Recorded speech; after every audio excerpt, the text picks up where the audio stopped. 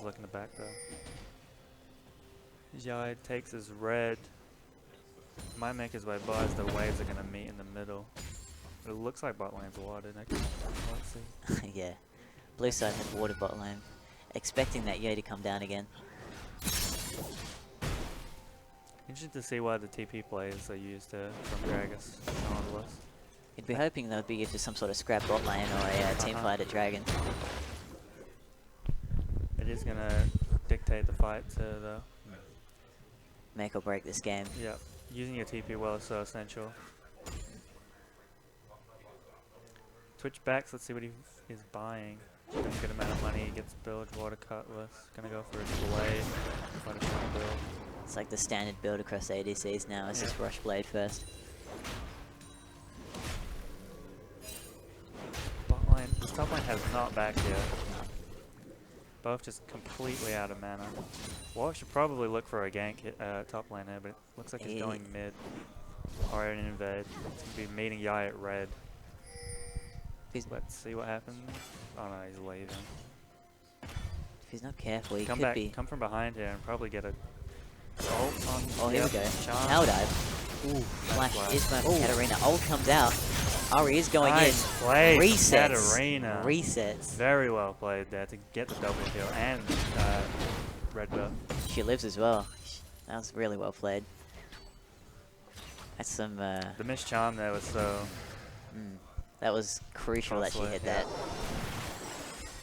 She probably should have used ult on the first. As soon as Wally called, she should have ulted to close the distance to secure the charm. If Ari hit that charm, it probably would have been a 1-for-1 trade with the Warwick going down. So yeah, moving bot side though. Probably just gonna go clear his jungle. Bot side river is very well lit up with wards. I don't think they're gonna be getting ganked anytime soon. They've got wards deep in the bushes here. Twitch and Nami aren't careful, they'll have a TP coming down from Gragas. Red side only has wards in that bot lane bush though. Wards did go down a few seconds ago there, so she's going to have to reward up. Things are going down for drag now. See if bot lane moves over. Yeah, I just might be able to solo it, honestly.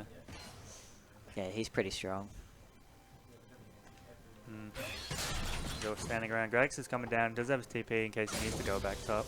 He probably will. No was anywhere near for Nautilus to TP. That red buff kicking into the mid lane, Alex. Just getting that slow. It's huge for Katarina to get her ult off a little longer. See, everybody is in the bot side right now except Nautilus. This should be a pretty free first dragon for red team. Yeah, it's going to be in her great. See what they do with it now though. They could do something bot. A good dash from that Lucian there. Avoiding that bubble from the Nami. They're going to be spotted by the site plant. Doesn't look like they're going to do anything. Everybody's going to be backing off. Gragas has no use for TP. Oh, he's going to use it though. I don't think his tower's taken a lot of hits. It might not have been. Let's have a look, shall we? What's that? Oh, you see that, Alex? I don't think he's taken too much tower damage. TP might not have been needed there, but... Just going off earlier, the tank scrap fest, Alex. There's nothing happening top lane. No, Nautilus has TP advantage though, but blue team should definitely be looking for a TP. For sure. See the trades are coming out top. Full combo does literally nothing to the Nautilus.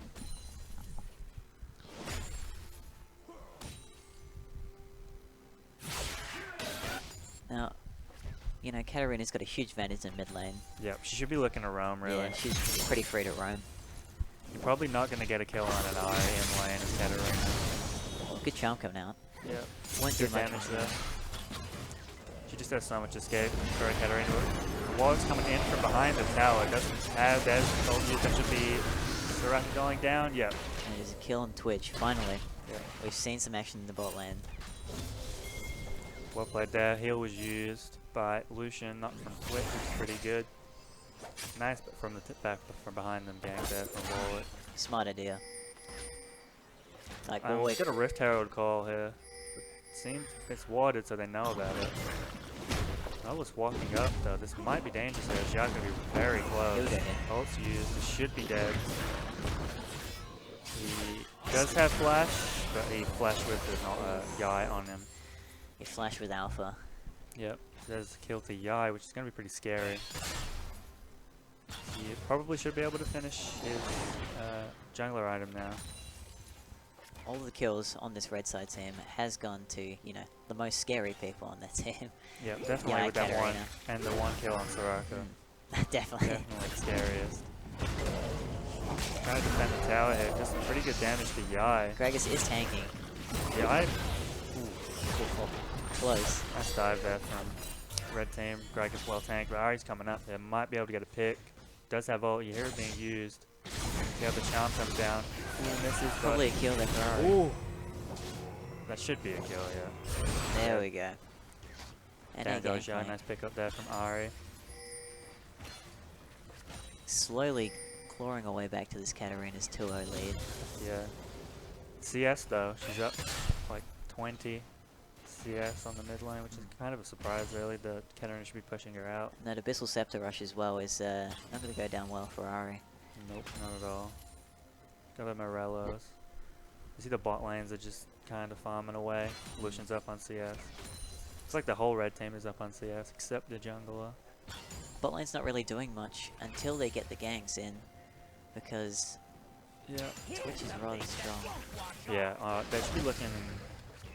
They're both about equal on damage, so they should be looking for Invis with Konami auto buffs. Such a strong combo, does so much damage with Rat-a-tat-tat too.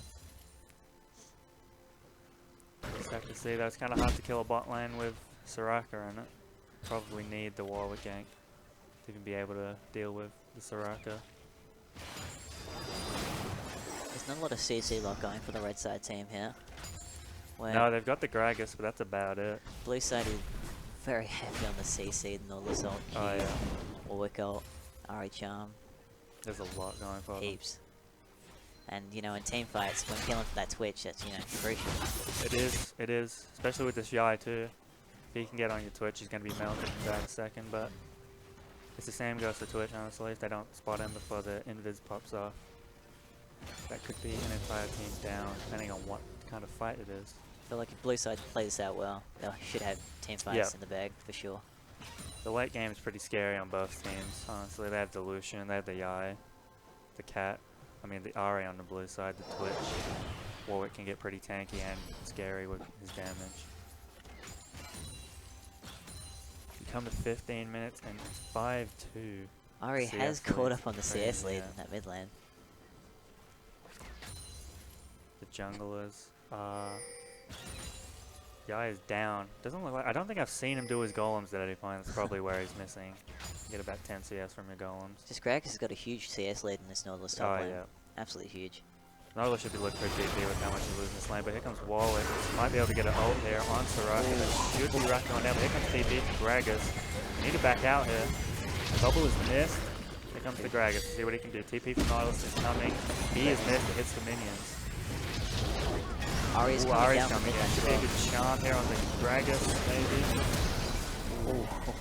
A nice ult on himself to get the disperse going. Yeah.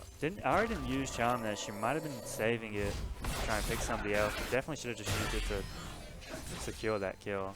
Yai might be looking to get that first blood tower in the top lane as well. Should be going down to him. It's a huge amount of gold for the team there. Both TPs are down, so it should be first blood tower going to Yai, which is going to be even more scary than his 2 kills. It's so much gold for him. It's just putting the red side team in a even bigger lead. Yeah. This Yai is going to be scary. As the pings go out for Rift Herald, giving that to Yai would be even more scary. Seems mid lane. Nice charm. About half HP there. Take the tower hit too. Randomly just standing still. The Rift Herald being taken. No wards anywhere for the blue team. Should be going down the Yai. But we'll see what they do. I think everybody's back in now. Should be an easy return for them, no doubt. Oh yeah, no wards. Oh, they're giving it to the Gragas. It's interesting. Could be scary for Cat. No ult though on Warwick. Can't close the gap. Yeah, Warwick without his ult is basically just chasing someone down and Yeah, you can get kited hoping they easily. turn. The pings go down for Dragon, which will be an air Drake. Red teams can secure this one. It will be their second one. Blue side have no wards in it, so Nami, if we look for a ward, nice bubble coming out from the Nami. Just kind of all walking around each other as we press for this dragon fight. It's a missed cue from Nautilus. What's going in? He's very careful. Invis is currently down for Twitch. She said, Nice help from the Grags here. Very nice help from Nautilus. Not the four people pushing at the back. Yai's going in. There's that Nice ult from the Katarina.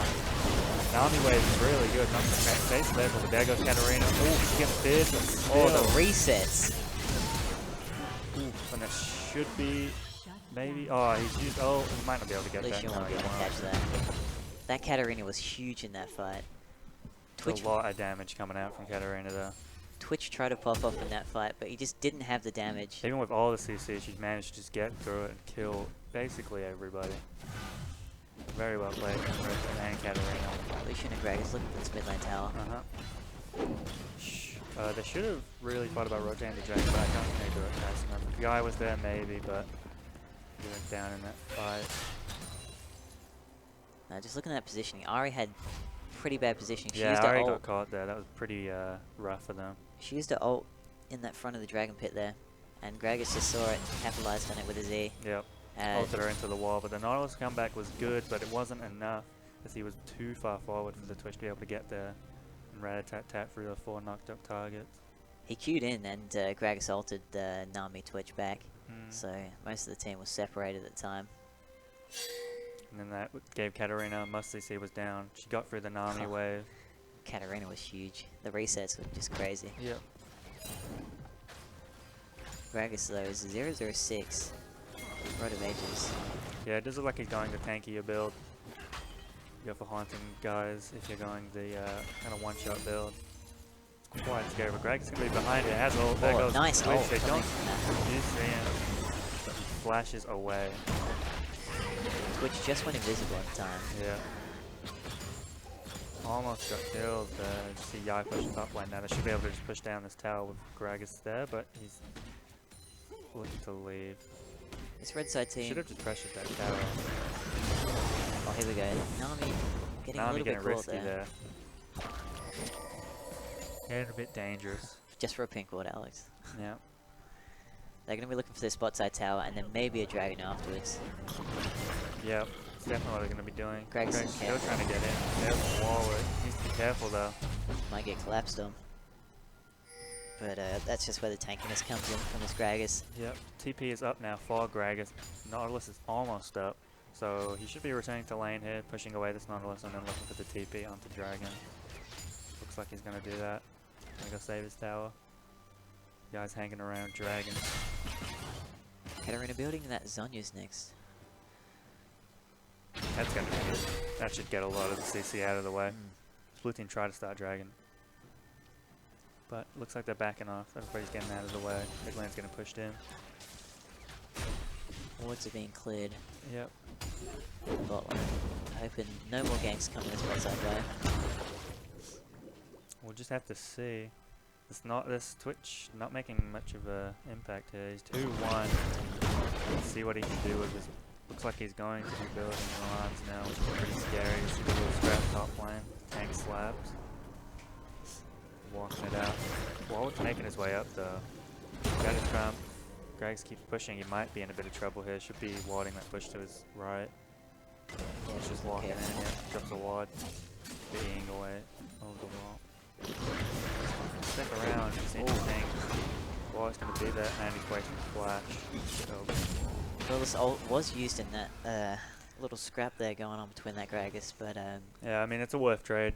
Flash for Nautilus ult. Flash was a bit more important for that. The Gragas flashy is such a huge engaging tool. You're AB Gragas days, Alex. Yep.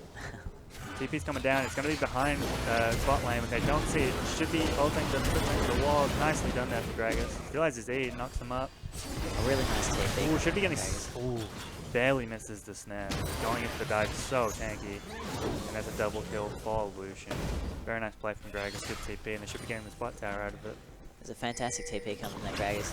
You know, Flash was used on the Nami as well, and they both got Nami and Twitch. It's huge. Very great team play from this team. Spotlight tower TP's as been well. very well. Probably good for you guys to know that this team also has 3 diamond players in it. Oh, okay. Yep. that explains it then. Yeah. We're seeing the huge gap. Yeah, it's just in the mentality, really. You know, they know what they're doing with teammates. They've had to solo queue grind. They know how to play with bad teammates. So playing with teammates you know, good teammates, they all just seem to flow together. As you can see, none of tower has been taken. There's barely even any damage done on the towers. You could really tell as well from those TP coming up from that Gragas. He really knows how to use it. For sure. For sure. But Churchlands, they still have a chance. They still have a chance. Late game.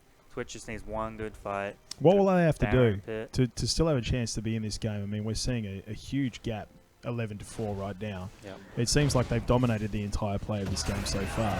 But what does the blue team have to do to get themselves back in this game? Norlis is about to go down here. For answer that question, yeah, he goes down. And That's definitely not it. It's not a good start. no, it's not. I mean, they've got to start warding.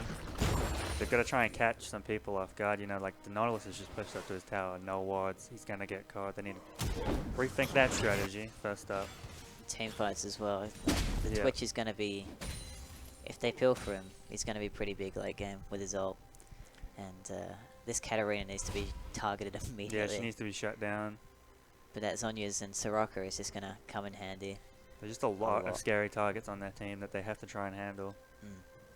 And with them all being pretty fed, it's going to be hard for them to deal with it. For sure.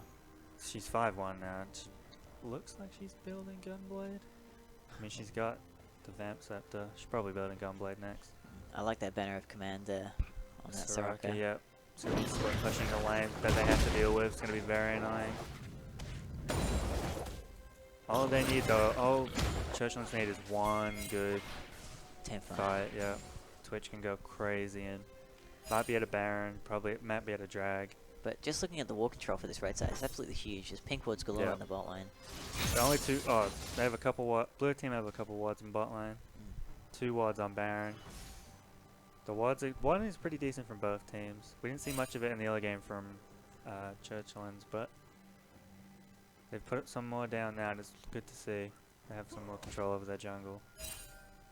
See the grouping mid here. Very need to be careful. As this red side team knows, you know, with the diamond players, warding's key to this game. Blue team needs to be very careful here now. They Soraka need and to be very Lucian mindful of bot lane. aren't in the fight. Yeah. Looks like they're sending bot lane and jungler down, but it's going to be seen. And the red team's trying to collapse on the Warwick. And they might be... One of them might be getting caught out here. Oh. I was going to say, if Warwick wasn't careful there, there's no wards, could have collapsed him quite easily. Oh, another nice charm. There's a heal from Soraka though.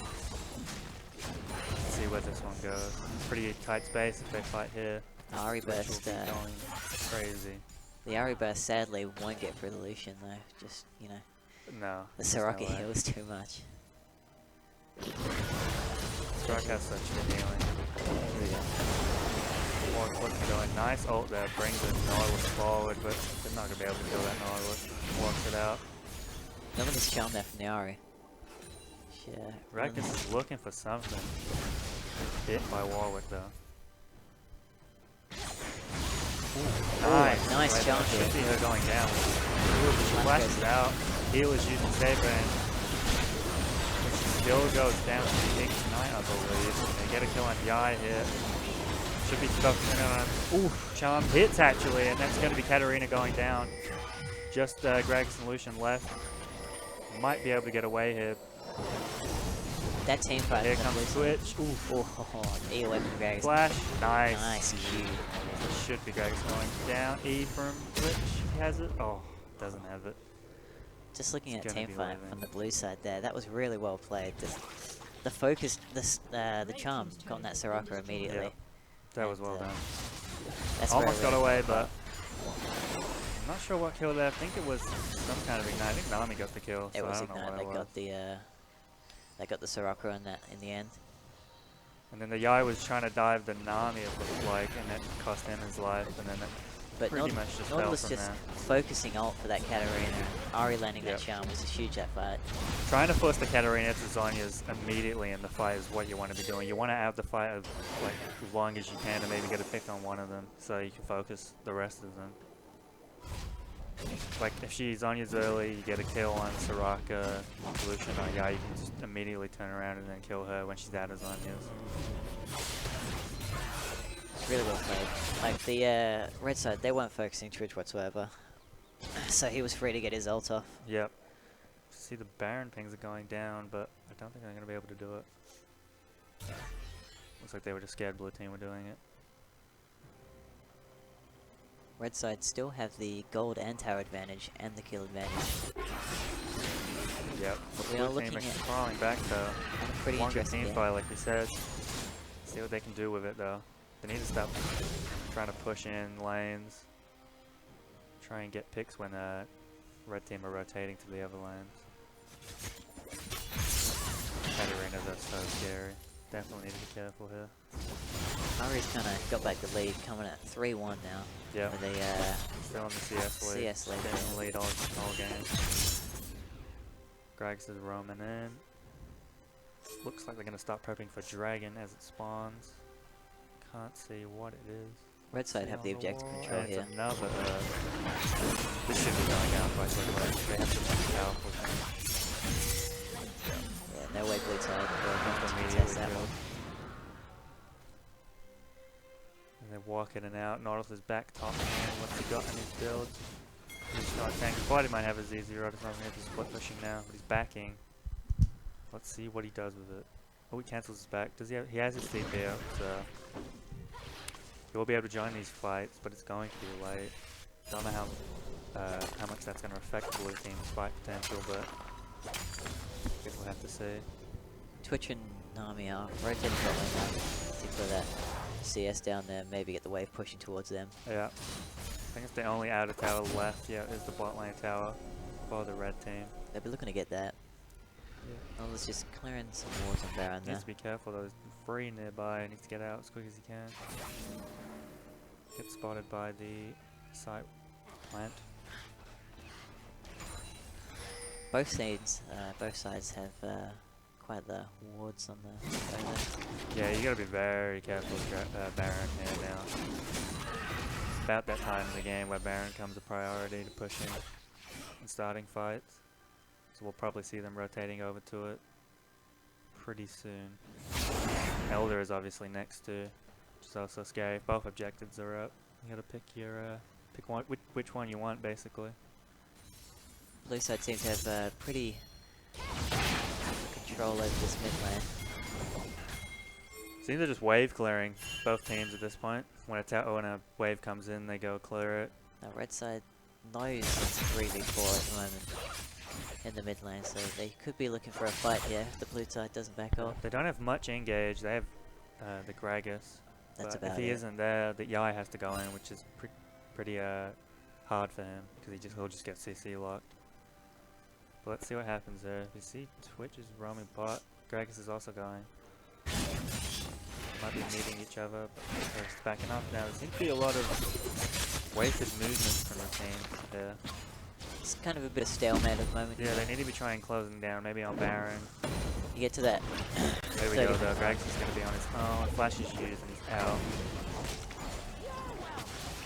Seeing that many bot though, Red should have tried to push towards Baron, but they're all just backing. You get to about the 30-minute mark, you're, stale. Pushing those tier 2 towers, looking for a Baron. Almost like no damage done on any of the tier 2s though. You see, bot lane's outer is still there as well. Blue side might be still looking for that tier 1 bot side though. Yep. See the ward go down on Baron. It's really sure what they should be trying to go for now, honestly. You're not going to be able to do much else unless you get a catch, but both teams are playing way too passively Both teams need to for a get catch to happen. a decent Baron fight out here. That should be an easy Baron. for Red both team are sides, it seems. letting blue team just farm up. They're catching up with the gold.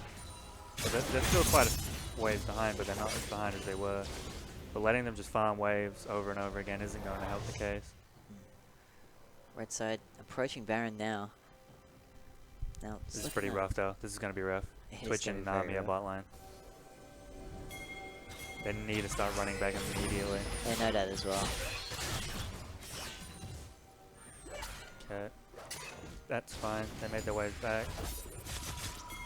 Nami not careful, she could get caught. And they're just backing. Both teams too afraid to really start anything. Yeah. Oh, almost get a catch on Gragas, but his back goes off. Blue side really reliant on that RN engage here. You know, you've got the Nautilus, but Nautilus doesn't seem to be starting anything. Yeah, he's built very tanky, but he hasn't really tried. He has been the front line, but it's been Ari getting the. They've been more pick. reliant on the Ari to charm. It seems like after so long throughout this game, we've just watched the red team dominate. It looks like we're almost at level pegging right now. No team willing to attack. Yeah, both teams are just afraid, honestly. They're just scared to get. Oh, I mean, one fight here is Baron and maybe an inhib. You saw blue side, red side so confident in the early game to fight, and now they're so passive. They just want to stay back and let them start the fight so they can counter engage.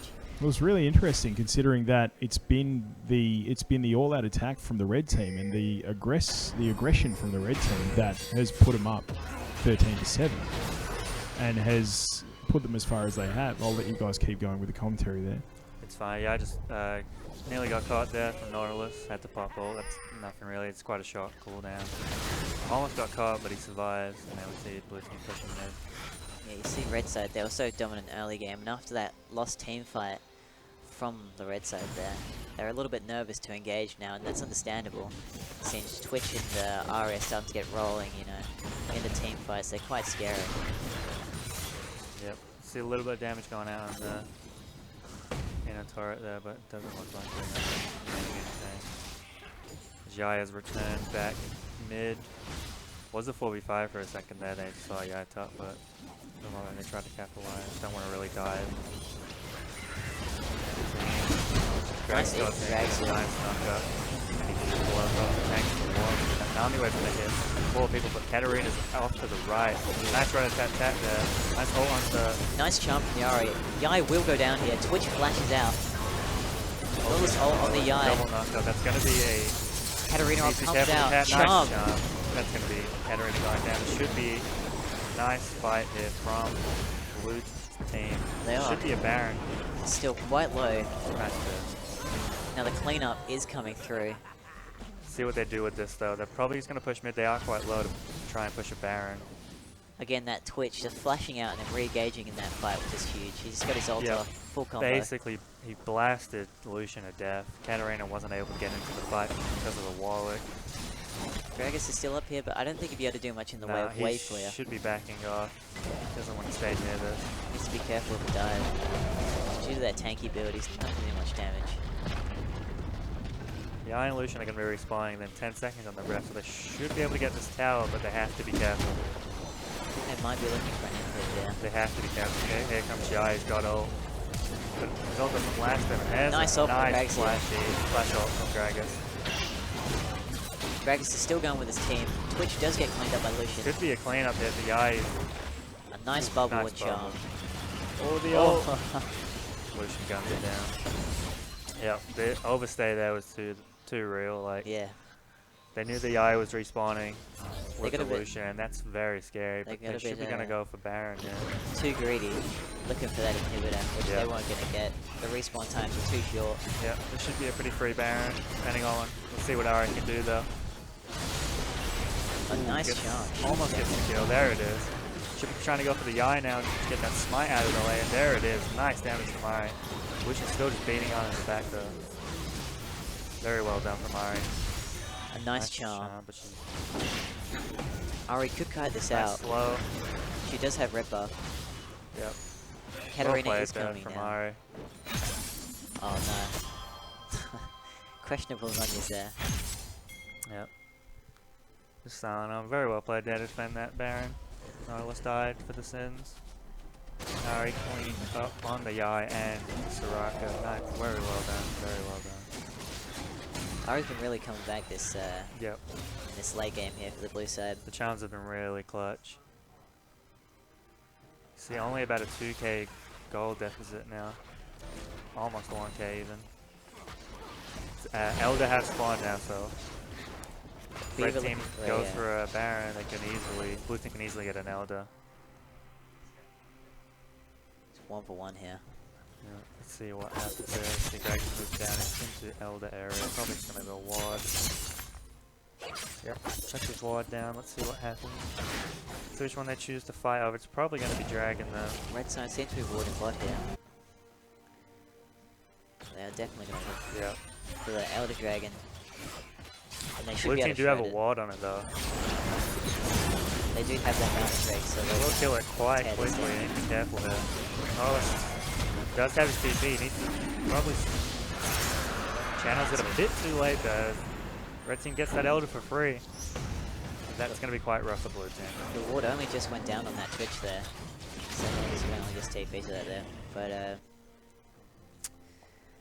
yeah, that was an interesting one. Warwick was nowhere to be seen either. questionable decisions from this blue side here. And it looks like they're going to try and set up a death brush, but I don't think they win this fight unless they can get a very fast pick on somebody. There's the Elder Dragon buff is so strong. Mind you, red side don't have any wards in this Baron area. They've got one now, like directly on Baron, but there's nothing around the area. Let's see what happens with the Elder. It seems like they're just taking Elder to deny blue team taking it. We're gonna look to rotate to that tower, the outer tower. We might be able to get that, but red team are running directly to Baron. They're looking for that tier 1 bot line tower. Watered, they've seen it. As you see, Warwick, Nami, Twitch, Ari, Twitch, rotating. Nami slowly gets that bot tower. They're As the looking for a Greg is Baron, coming for her. but I don't think they'll be able to do it. No, the Elder buff, if they fight, depending on how it goes, The true damage is Yeah, just they going to can- shred that Northwest, hopefully. they can lose that fight very easily. Have to be careful when trying to pick fights with the Elder buff. Oh, let's roam around on the flank. See where he goes, checking red. Lucian does have double buff, so his kiting potential is a little bit better than usual. Greg is still yet to die. 0-0-14. Monster of a tank right now. See the builds. Looking pretty standard. Guy's got a dead tonight. Striker's banner and someone's off. Decorated. The side stone. No, that one. Oh, I remember its name. maybe do I. Yeah. Lucian 7-1 now. So he's gone that Korean build. Should be picking up a Mercurials next. It's going to be getting him out of most of the stuns from the blue team. The Edge of Night's going to do that as well for the Yai. Katarina did pick up a Gunblade and has picked up a Rylai's, which has got his IE. I'm really looking to clear some wards in the Baron pit here. Stop that red side from doing it. Yep, see the double tanks. That's a pretty standard tank build. Alright, he's got a pretty standard AP build. They didn't go the Gunblade option, which is pretty strong. Quite scary. A lot of damage from that Gunblade build. Yeah. It's quite disgusting. Oh, here we go. Nami's Oh, wards first. Lucky for her. Almost got body slammed from nearly the got Greg. that face check. Yeah, Missed charm here from Yara again. trying to get a poke out. Not real too much. Let's see what Greg's gonna do. Greg should be looking for maybe a flash engage or something. Nothing's happening here. They just seem to be staring at each other in the mid lane. I mean, they're just letting blue catch up. Yeah. They're 1.5k down. They They need an engage. yeah. Just letting them clear waves like this is just giving them gold. Like, you were ahead on kills, you were ahead on towers. You should be trying to close out the game, but I mean, they're all the same, basically the same level now. Gregor seems to be just trying to poke for this Q. He's not careful, he's going to get caught by this Q. Yeah.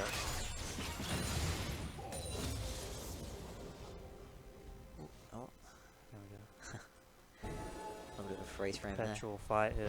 The Elder buff did basically nothing. Oh, nice a flashy. flash. Good flash and twitch to get away from that. Dragons is stranded here, but Twitch is sitting at the Oh. back there. tanky. He's not gonna get through on. Q goes through on. Yeah, just running around in circles. Ward jumps in. That's going to be his death. And Katarina Nice ult. destroying That everyone. Katarina reset should go down here. Yep.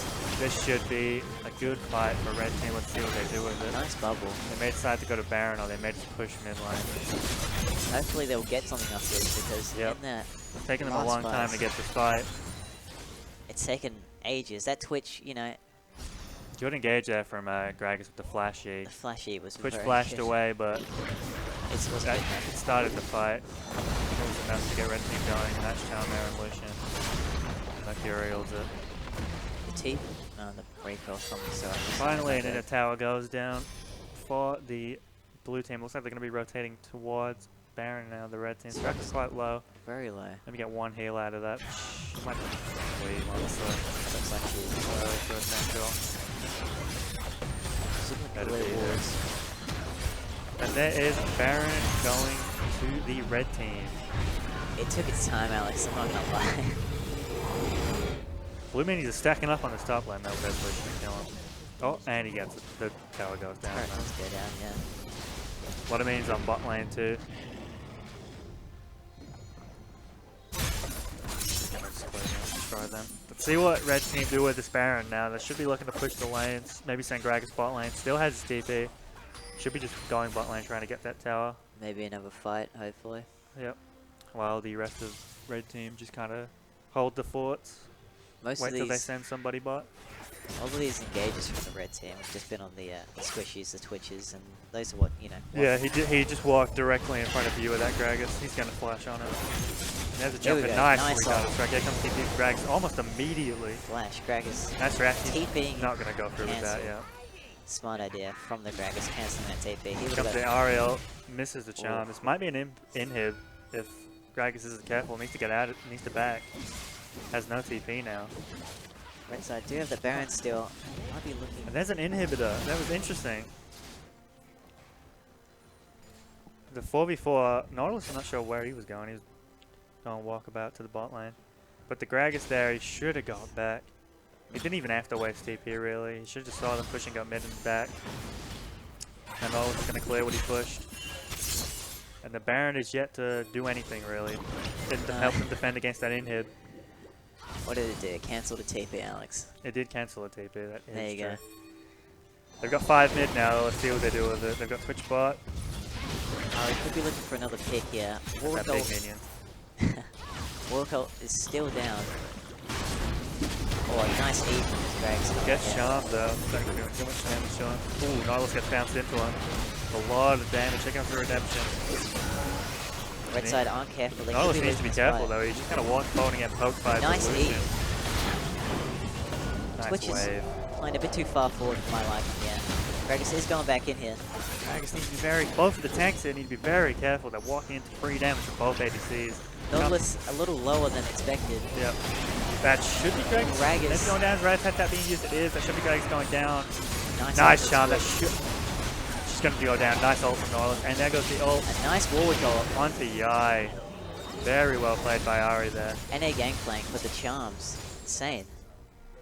Twitch Such a back and forth game here. Twitch was bad. They might be able to end this here. They should do. Soraka 40 Lucian seconds up. on pretty much everyone. It's just Lucian and Soraka up. This could be an end of the game. That rat-a-tat-tat though, sitting in the back though, was just absolutely huge. Yep, it was indeed. Gragas getting way too far forward. Like what I said, both of the tanks were just standing way too far forward. Nautilus took the brunt of it, but Gragas was the one that ended up being caught. The Baron minions are actually going to help them then. They might not be able to get this because of the Baron minions. How long we got? 18 for Gragas and 20 for the rest. It depends though. Gragas is up in 10, but I don't think they're going to be able to stop it. The minions aren't going to be They enough. should be able to Oh, end nice charm on Lucian. If he goes down here, that's probably That it. is Lucian That's down. probably going to be game here. The Churchlands with their comeback. Nice flash charm. Not sure that was well, but there is the first game of the season. Done. Going to Churchland. Such a back and forth game. What an upset that Yeah, was. 46 minutes. Red team. They let them come back. They let blue team just farm up. Doesn't matter how many kills you've got when you're just letting blue team just farm up as much as possible. They didn't collapse on the game at all. It's a bit of a throw there from that red side, just Yeah. letting farm. And that was game 1 done Hey, to the season. too easy. Alright guys, much, and that was the first game of Season 1 2017 for Flaktest. Those videos are going to be recorded and put back up on our YouTube channel. That's youtube.com/Flaktest Gaming, and of course on Twitch as well. We're going to be right back after a short break with our second game for Season 1 2017. Of course, don't forget to jump onto flaktest.com and twitch.tv/Flaktest.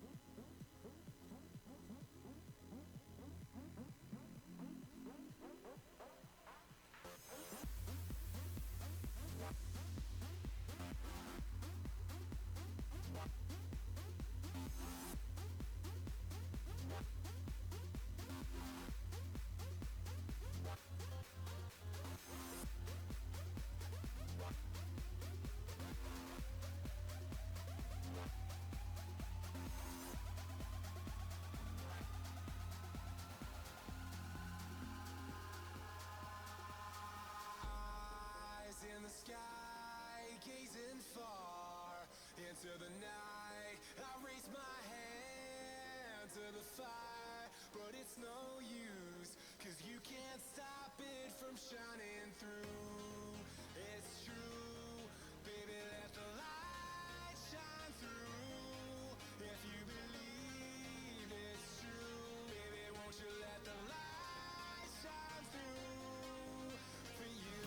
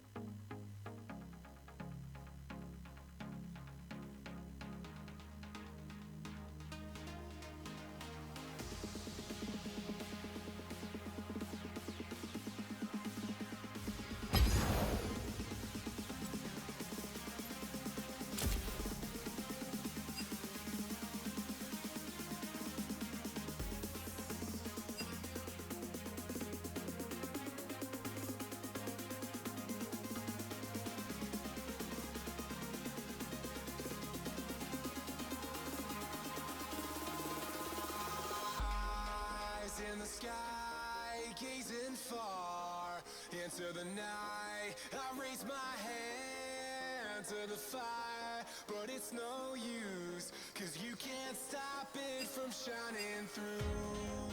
It's true, baby, let the light shine through. If you believe it's true, baby, won't you let the light shine through for you.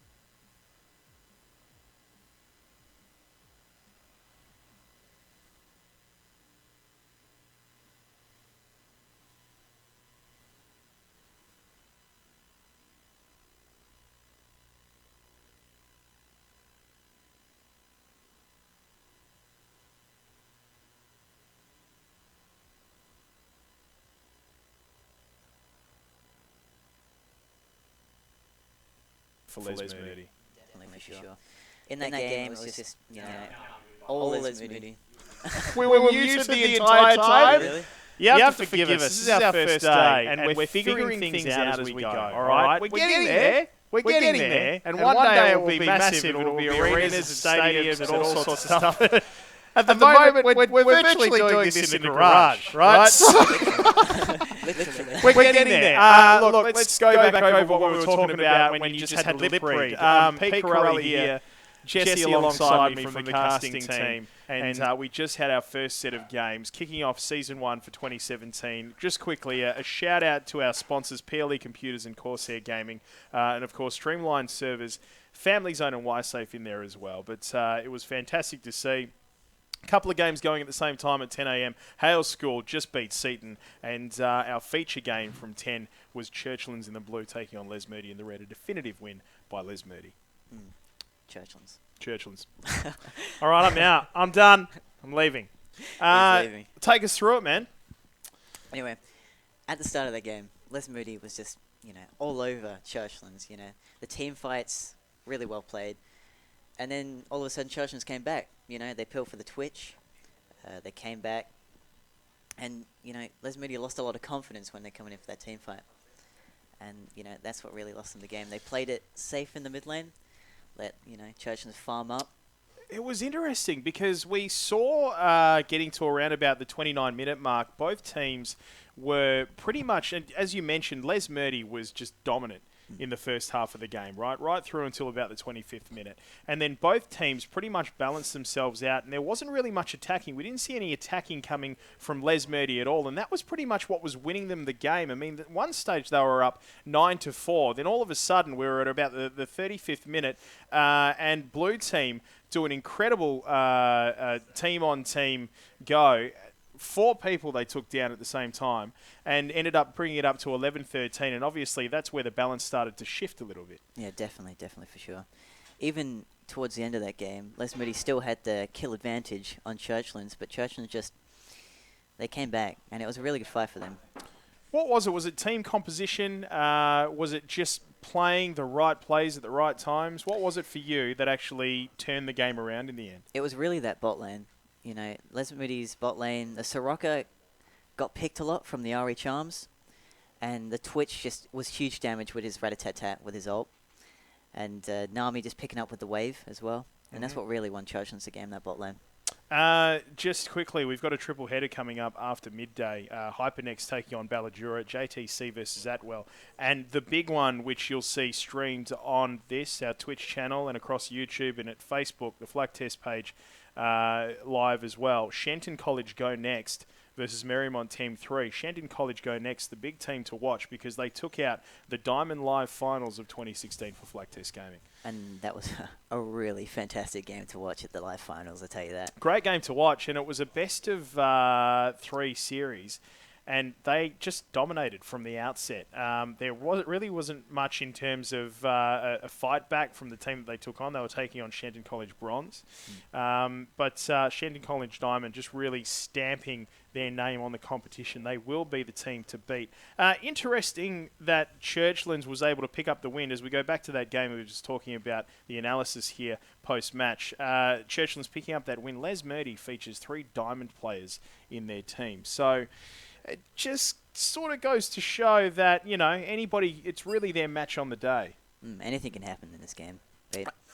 Now, the thing that I'm really interested in when it comes to Churchlands and Les Moody is I want to know, in particular, from the Churchlands side of things, what was it for you that gave them the game in the end? Because, I mean, for me, I think Les Moody sort of lost it because they dropped their attack. Yeah. I mean, they were so aggressive in the beginning up until about the 29th minute or so. They even had the chance to slay the dragon, which they did, which was really good. But we saw at the 36-minute mark, Red going after the Baron. Blue was able to defend at that point as well. And then it just sort of turned around from there. I got to be honest with you, I ducked off to the toilet just quickly, right? And when I came back, it was game over. And that was really surprising because it looked like we were in it for quite some time. That play, just for those of you who have just joined the stream and for me as well, just bring us up to speed on the last sort of 5 minutes of the game where Churchlands took that match away from Les Murdy. Realistically, it was just a stalemate in the mid lane. And then Ari just came out all of a sudden, NA Gangplank, you know, with the charms on the Soraka, the squishies, came out with the, you know, the charm Soraka, got one on Lucian, the Warwick ult as well on the Soraka.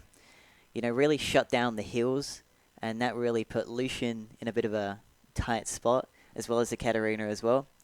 With the early Zonyas and the Nautilus ult coming out on the Katarina as well. Interesting, because the Lucian and the Katarina, in particular for Les Murdy, they were the ones that were keeping the team alive. Like, they were doing all of the attacking. They were the dangerous players on the field. Did you see a little bit of like a change of strategy from Churchlands in terms of targeting the Lucian or the Katarina as the game went further on? For sure, for sure. They really focused the Soraka first, you know, get their heals out of the way. You don't want anything to do with that. And then they really focused their attention on the Katarina. You know, she's getting those resets, you know, the kills, the KSs. She's really just cleaning up the whole enemy team, and that's not what you want. So Churchlands did a really good job focusing that. And Twitch with his positioning as well in the back, that's where he needs to be. Really important to focus that there. And, you know, it just fit together. It flew from there. Positioning, timing, it's everything. All right, well, we say congratulations to Hale School, beating Seaton and Churchlands in the end, getting the win over Les Murdy. Once again, big thanks to our sponsors, PLE Computers, Corsair, Streamline Servers, Family Zone and ySafe. Look out for the triple header, which is coming up at midday. Hypernext taking on Balladura, JTC and Atwell. And, of course, the feature game, Shenton College go next, who took out the Diamond Live Finals. It's our top-tier group at Flaktest Gaming in 2016, taking on Marymount Team 3. We'll be back on Flaktest Gaming, your live show.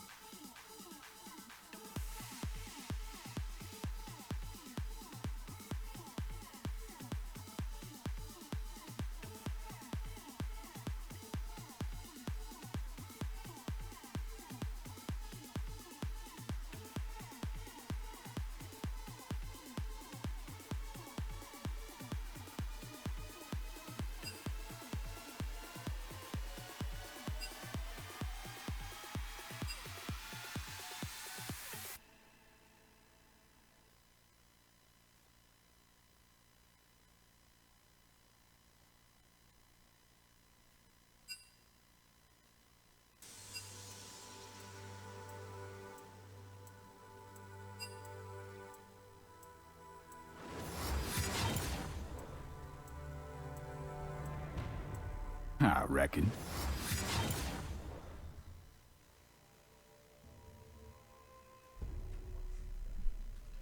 Welcome back, Flaktest Gaming Season 1 2017. It's Pete Corelli here in commentary with my casters Nathan and Michael. Draven Good to have out. you guys on. How you doing?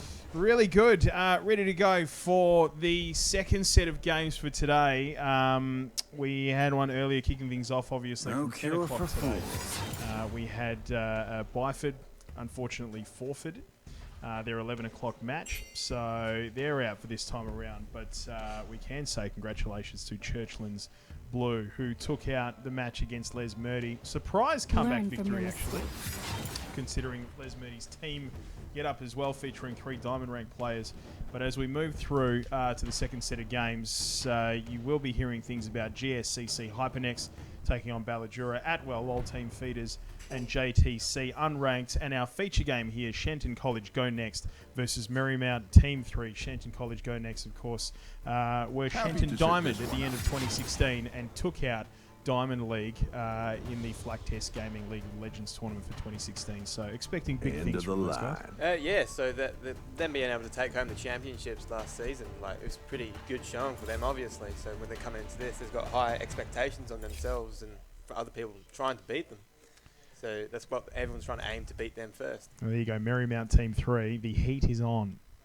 We're in tournament draft as we speak, going through our picks, guys. Talk to us about them. Noticeably, there's no like Vlad ban or any Lulu ban. Lulu probably one of the strongest supports I'd say is like current. And Lee Sin's obviously always a strong pick, being able to get that early lane pressure on, and like being able to transition that into like a later game team fights with his engages with his kick. Ezreal getting picked up, probably not the strongest ADC open, but Fizz being hovered is a good hover or good pick here in the top lane. If it is the top lane Fizz, it's a pretty recent thing. Top lane Fizz go pretty tanky, and you're kind of like a bruiser, so there's a lot there. So they are going to lock it in as we jump over into the blue side. What do you think about the bans specifically being like TF? Like you'd only ban that if you wanted to play a certain champion, wouldn't you? Yeah, you would be looking to ban the TF, especially if it's targeting someone on the other team. It wouldn't be like a general ban such as the Ivern, because I don't think these teams know too much about each other. To my knowledge, they haven't played. But Shenton here picking up Lulu and the Vladimir, who are both very strong picks, and Shenton here looking to already have a very strong comp. Their late game does look very promising right now. Plus their early game with the Lee Sin. Skarner's an interesting hover here. Same with Yorick. Yeah. It'll be interesting to see if they do continue to lock these in.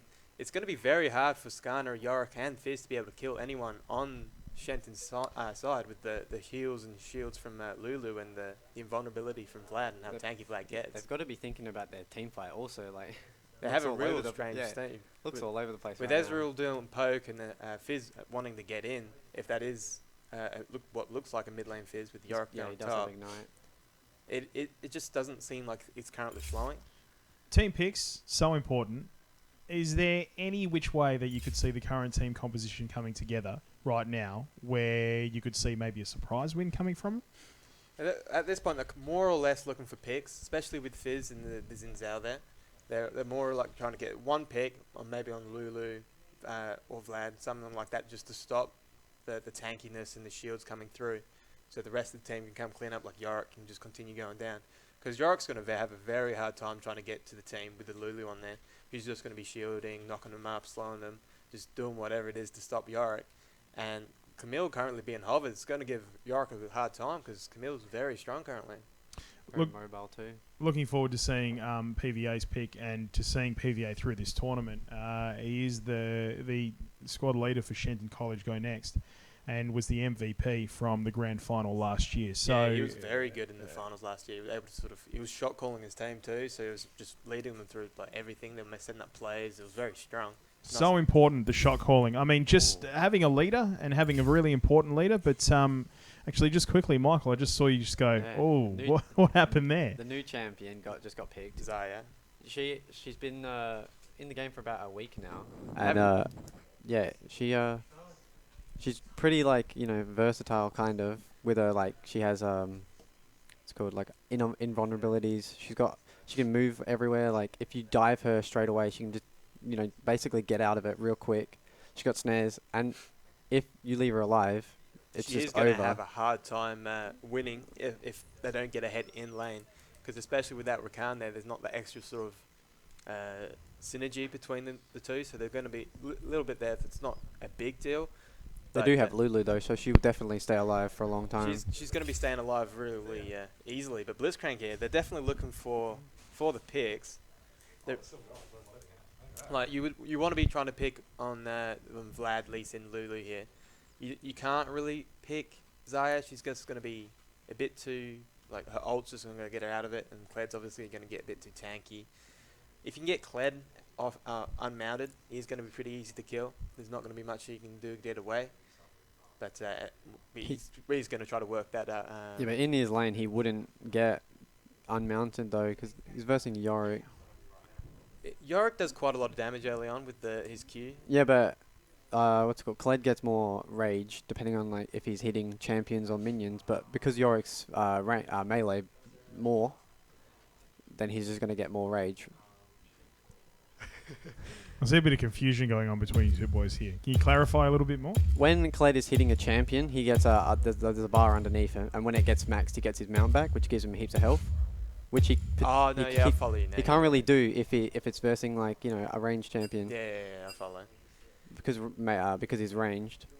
There'll only be a time like if he's getting killed by Yorick, he'll only be hitting Yorick, so he'll gain rage quicker. Yorick does have because obviously when Kled gets him mounted, he loses most of his abilities, so he can't do much. He only has his W, which is a crazy long cooldown, level 1 or early, and his Q to just knocks him back. And he also doesn't he gets a flat move speed of 325. Yorick's just going to be able to run him down and just because Yorick gets heaps of lifesteal too. Yeah, I think we'll be seeing a lot of Lee Sin ganks top lane real early. Yeah, so who would they be focusing? I personally feel as if Shenton would be focusing that bot side. Get the Xayah ahead because she needs to be. Be interesting to see if she goes the Essence River crit build or if she just goes into the Blade of the Rune King, which I've only seen. Essence River is a good strong build on that. I haven't seen it personally, but I do know it's a thing. Meanwhile, Fizz is gonna have a hard time in mid. I feel like his early game he'll struggle, but as soon as he hits 6, he'll be able to do something. If Vlad plays it right, he should be alright. I don't think Vlad should have Ignite here. I don't think it's a very good choice. He probably should have grabbed Exhaust, or honestly. Ghost or something like that. Because as soon as he gets out of landing, Fizz is not going to be able to do anything against him. He's just going to be too tanky. Because fairly sure the Vlad build currently is you still rush Spirit Visage. I thought it was Hextech. Proto Belt, isn't it? I'm not sure. We might have to see it. We'll probably do it in this game. Xin, I'm not sure about. I'm not feeling the Zin's out in the jungle. Lee Sin should be able to just get into his jungle and duel him pretty readily. Because yeah, you might see him level 3 invading. Yeah, Lee Sin should be all over the Xin Zhao. Because Xin Zhao's he's not very strong currently in this meta. He's just not tanky enough. He doesn't offer too much to the team. He's really like a selfish jungler. He's just there, farming. Especially with Fizz mid, he's going to require a lot of attention mid. And like farming jungle like Xin Zhao, he's going to be demanding a lot of farm. And it's just not going to work well. Like if he just camps mid, he's going to be ending up losing to the Lee Sin. If Shenton can force team fights and get wards around their objectives, what they want to push, like they can just group up as 4. Clay can just split push and just ult in if he needs to, or TP in. Meanwhile, what's the other team? Sorry, Maramount is going to be looking to split them up, try to pick them off one by one, and that is also going to avoid warding, try to out-rotate them, catch them whilst they're rotating, just with the Fizz ult, the Blitzcrank hook. We're 20 seconds to go until we're in. Let's get your picks, guys. By the end of the match, who's victorious? I'm feeling the Shenton comp is looking much better than the Maramount team. It's just everything. They've got the strong support, they've got the strong mid laner and the strong jungler, and that's kind of a really good combo for them to have. And Lulu's going to keep everyone alive, whilst Maramount's just sort of, their team Tom's a bit all over the place. They ended up sort of rounding it out into a more like a pick team. But other than that, like they might have a struggle. They do have to win their lanes early on to be able to sort of survive. Because if they win lanes early, they can just sort of run over their team fight. They don't necessarily have to worry about all the team fight potential from. So it sounds like they're betting the house. They have chosen themselves not the greatest team comp. I also think Shenton's going to win. Their late game is just way better. Like, in a team fight, they're going to have to... Because they're playing a pick team and the other team has Lulu, it's going to be real hard for them to get a pick. As soon as they're going to go like on anybody, like say if they just aim the AD carry, she's either just going to ult out or get Lulu ulted. It's also the pressure of just versing the ex-champions here. Like, that might be playing into it a little bit, but like they have shown themselves to be a very strong team in the last season, so it'd be interesting to see if they can show anything against them. Well, they dominated. I mean, I remember that grand final, and it was Shenton College Diamond, who are now, Shenton College Go Next, who we're seeing today in this match right now, but taking on Shenton College Bronze. The difference in medals or whatever doesn't necessarily denote their skills. They were both in the Diamond League, but Shenton College Diamond in the end they just ran over them. I mean, Bronze had their picks from time to time, but they were just no match in the end, and that was the strength all the way through.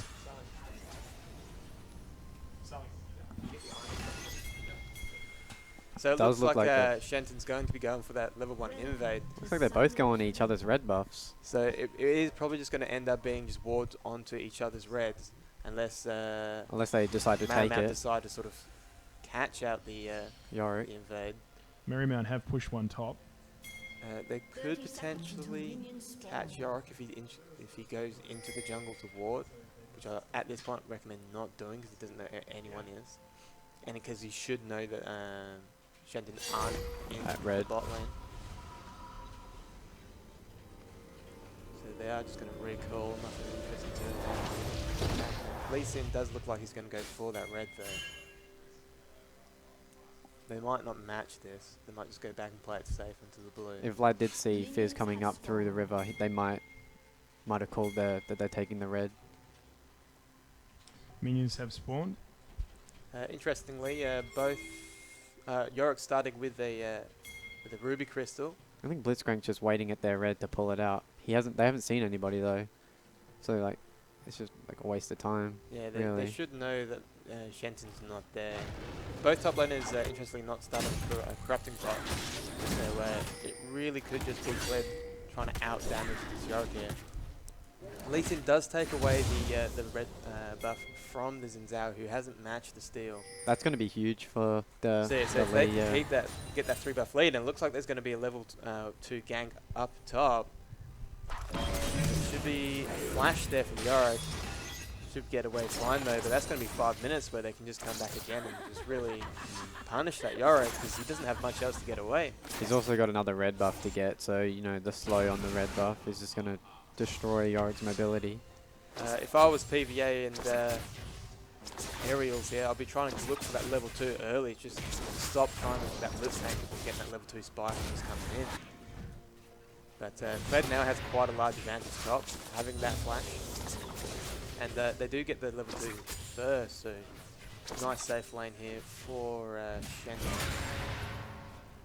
They would just be going safe though, playing with Ezreal. They shouldn't be going for anything early, would they?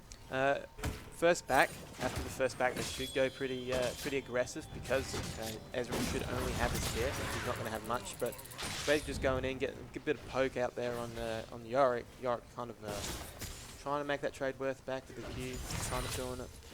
But everyone's sort of just farming up currently. Oh, actually, there's a big CS discrepancy in mid lane, 18 to 7 for towards. Probably just getting poked out. Vlad. Yeah, that's just one of the problems Fizz is going to have against his Vlad. He's just going to get constantly poked out. He does have full health, and he still has both of his pots. Maybe he's just missing his farm with not farming with W. Maybe. Lee Sin does get his third buff though, so he's going to be quite ahead on VXP. Be interested to see if he goes for the early invade because he should be ahead of this Xin. Mid lane's pushed in, but the junglers aren't around to sort of capitalize. If I was Lee Sin, I'd be trying to go top. You got the flash off the Yorick, so you really should just be trying to pressure that lane. They are freezing it quite hard in bot lane, so maybe, yeah, does look like Lee Sin's going down. Or maybe he's just taking Scuttle. Top, small trade going off, but Lee Sin is coming down bot. There's they only just seen it, so they should be trying to go in here. Does get seen by a ward, so they do just back off. Shenton have managed to sort of get themselves a nice early gold lead. 600 gold, so not too crazy. Fizz has hit level 3 now, and he's feeling confident because he's got his E, but Zinzao is now hovering around mid, so they could be looking to get a gank off there. Fled's just constantly trading trade with his Yorick, but Yorick looking like he's in a bit of trouble there. Fed no longer has anything else to catch him. He has his grapple. It could be the first blood. Oh. Yorick being able to get the heal off and is able to survive that. But Zinzao's now top and It was tight. Kled doesn't have any move speed to get away from this, so this could be Kled dying here. Popping his mount was very, very good by the Very Yorick. huge. He might be looking for the He does have flash, he is just going to die here, I feel.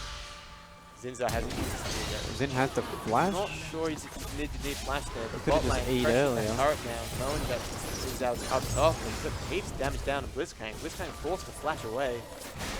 And now Fizz is going aggressive mid, so there's action all over for every lane, and Vlad has to be careful. He's getting poked out by this Fizz, but he should be able to heal it up pretty easily. BVA getting hooked on the turret. This could be dangerous for him, but at least it's hit and sort of capitalized. And that was a nice kill there onto Ezreal. Blitzcrank now getting damage and is going to fall. Another Lee Sin flash. forced to flash there. 2 flashes out for Fizz is just should get the kill here, but he's going to die for it. Might have not been worth there. he could have flash E'd. That would have probably helped him. But the one kill on Xayah in bot lane, that is going to help them quite a lot because it should give them the item advantage on this Ezreal, especially that Ezreal goes tier first. So there is going to be a lot of damage. And it does look like Xayah is going to be on the Essence Reaver build instead of the Blade build. So there is going to be a lot of damage coming out from her. It's probably very smart to do with Cull too, because it does cost a lot, the Essence River build. Because you have to build like all the really strong AD items. The Cole's not going to help her do that. Why wouldn't it? Wouldn't it just give her more gold? You need to kill 100 minions with it to get the 350 gold from it.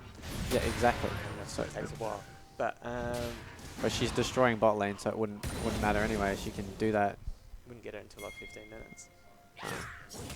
Anyway, Ezreal's getting the tier first, so he's going to try to stack up as much as possible. Fled's just going all in on this Yorick here, but Yorick forced to use his ult there to survive. Meanwhile, Lee Sin's top, he gets stuck in the wall, but Lee Sin coming in with a Q. Nice being able to pick up that kill, and they should both be out. Small trade in mid. Lee Sin is just putting in the hard yards early. Yeah, and as he should, because he got that 3-buff start, and he's exercising that pressure all over the place. 2 kills now, so he's looking pretty scary. He should be trying to get into this Zinzao's jungle now, which he is. He's going to go for that red.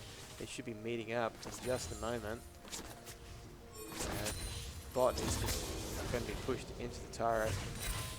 Meanwhile, Zinzao and Lee Sin's fighting. Lee Sin has to be careful here, but they could just kill it out straight out. Lee Sin only just living with a sliver of health. That pours in. Small trade, big trade down there in bot actually. Ezreal forced is like losing the trade under his turret. Does look like Vlad will be building Spirit Visage. So Xayah's got ult first, so she should be pretty safe down here. That means Lily's going to have it pretty soon as well. Ezreal and that don't look too far behind. Just looking at the damage, the CS leads. Looks like Shenton College. Oh, nice hook there by Blitzcrank. That could be Xayah dead. But that's the shields I was talking about from Lulu. That was just so much just being able to protect her, and Xayah able to just chuck that damage back out and just getting that double kill. That is huge for Xayah. She's going to be very strong now going back. That poor Blitzcrank. That was a good hook, but Lulu just being able to just shield that all off and then with the invulnerability, so she doesn't get burst hit by the Burst Xayah was huge. She like just had enough mana to do that also.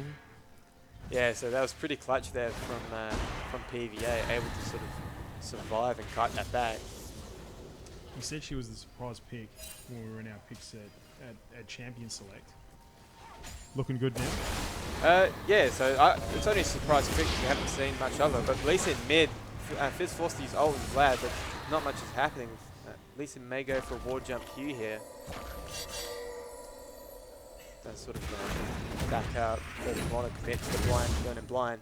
So the thing about Zaya is she's only been out for like 2 weeks, but Fizz coming back in mid, goes losing the trade to Yeah, Vlad. he definitely lost that. That's Q, but and Xin Zhao Zin should be able to loses kill this. this here too. But it doesn't continue not to go in. Vlad going top, pressuring York off more CS. So yeah, back to Zaya. She's only been out 2 weeks, so not much has been seen about her. So we're still trying to work out if she's strong or not. She But seems yeah, pretty strong. So that is a nice pick up there for the mid lane, being able to get that kill onto the Fizz. That gold lead is now extended, 6k gold lead at like 10 minutes in, but Kled forced off his mount here. York could try to go for something here. He does have his flash now, but he does have to be careful of Kled surprising him with that mount. But Lee Sin back in top, force the flash again. Lee Sin's just coming up to the top, forcing flash. He needs to be doing something, setting up the play after the flash to get the kill. I didn't think he needed to waste flash there. It doesn't look like the Lee Sin does have his ult.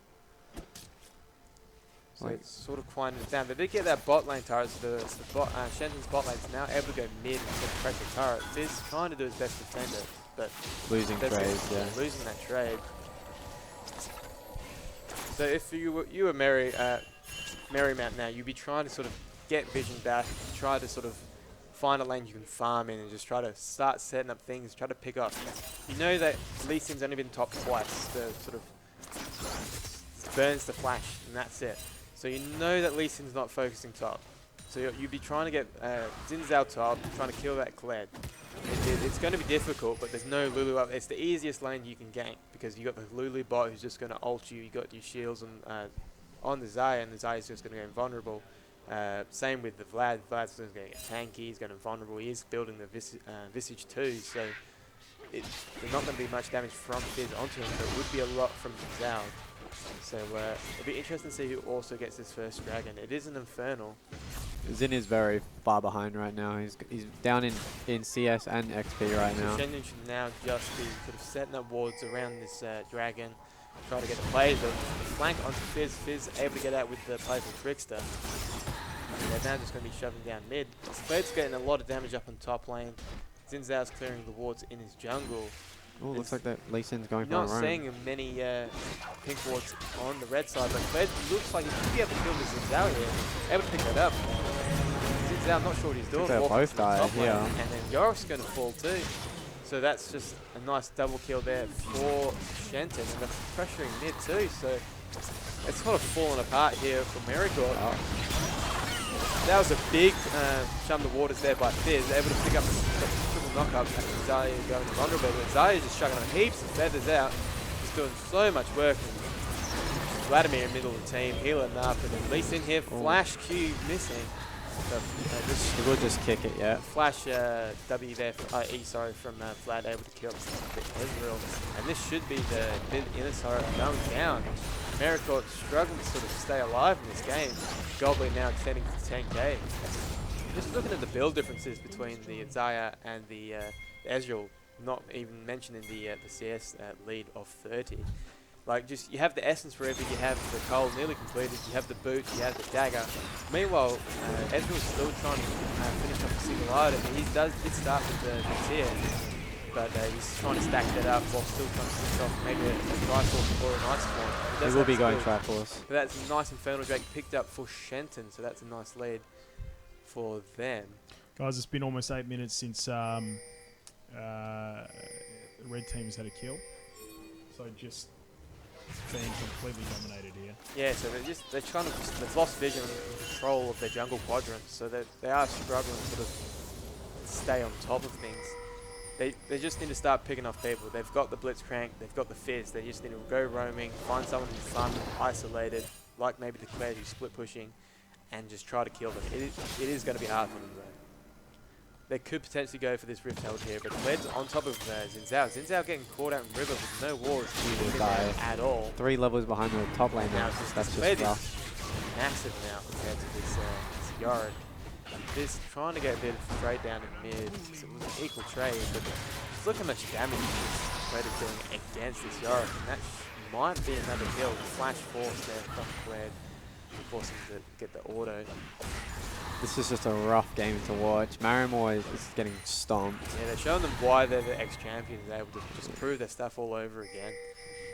Just look at Kled 5-1, Zaya 5-0, Lee Sin 3-0. Like, just good the ones all their lanes. Almost single-handed too. Lee Sin was able to put pressure on the jungle. Zaya getting caught by some waters here. Be interesting to try. Ult She force does out. wait to for. pull it back in, killing the Zao with the ult and the feather callback. Now it's just another dumpster death from Shenton. Now Ezreal's trying to run away, there's not much he can do, and this should be an inhibitor turret. Fed's trying to pick up that last kill, go from the ace, Nick and Zaya able to pick up the ace, and this should be inhibited. It's not going to be death time, as I can't quite see them, but they should be able to kill him. I don't think they can go for the game here. They might be able to get one turret, and it looks like they're going to back off. They could go Rift held here. They have an absurd lead right now. It's only 15 minutes in, and they have over a 10k gold lead. Yeah, about 15k gold lead almost. And then there's still only one pink ward on Mary Court. They can't even. Sorry. It's They have like one place and one on the inventory, and it's just they're losing it. This has got to be really hard for Marymount. I mean, to be this far into the game, 15 minutes, and Yeah, in the grand scheme of things, we're not far into the game whatsoever time-wise, but they look like they're so far behind. it's very There's- demoralising when you start losing it early. They're trying all these things to try to get back in, but you just can't rally back from something like yeah, this. they just it is going to be hard. Like, they do need to pick. The whole emphasis is on picking, but now everyone's so strong, it's just going to be hell hard for them to do it. Take me back all the way back to Champion Select when you were looking at the picks coming in from Marymount, and you weren't entirely confident about what you were seeing, and I suppose that's what we're seeing now. They kind of just sort of picked weak sort of champions. They had Ezreal was not bad, granted, but like you pair him with Blitzcrank, who is a good pairing for him, but probably not the best you could pick. Lulu was up at that point. Oh, where did they pick Blitz? No, Blitz was the last pick. So they picked Fizz first. They might have wanted to leave that bit later on when Fizz knew who he was versing. Maybe try to get that winning matchup, but I mean, look, they're just running around with their base, their owner, basically. Yeah. So a game with the Yorick. Kled's a very strong pick currently in the meta. Of course, Yorick hasn't been seen since the rework earlier on last year. So there was interesting picks all around. I'm kind of excited to see the Zio do very well here because it does set like a precedent going forward into the tournament that she is a strong champion, And he will pick her. yeah, so it does show that he's able to play that champion as well as the Ezreal. Also the Caitlyn. That was pretty Actually, good too. just thinking about it, they might have picked Ezreal first to deny it from BBA because it showed he was a very strong Ezreal last time. They pick up the one kill onto the Kled. Don't think it's going to matter much. Shen just has to sort of split push. They put Kled in the top lane. They go group up bot lane or vice versa. They try to pressure those turrets and they just really just pressure them down, force them because they do have to deal with the super minions. And you can see now, even without the champions there, the minions are pushing against their turrets. They're knocking at the doors. And just Shenton sort of running around doing what they want. What I would like to see Shenton do better of, you can look around, like, there's not many wards placed.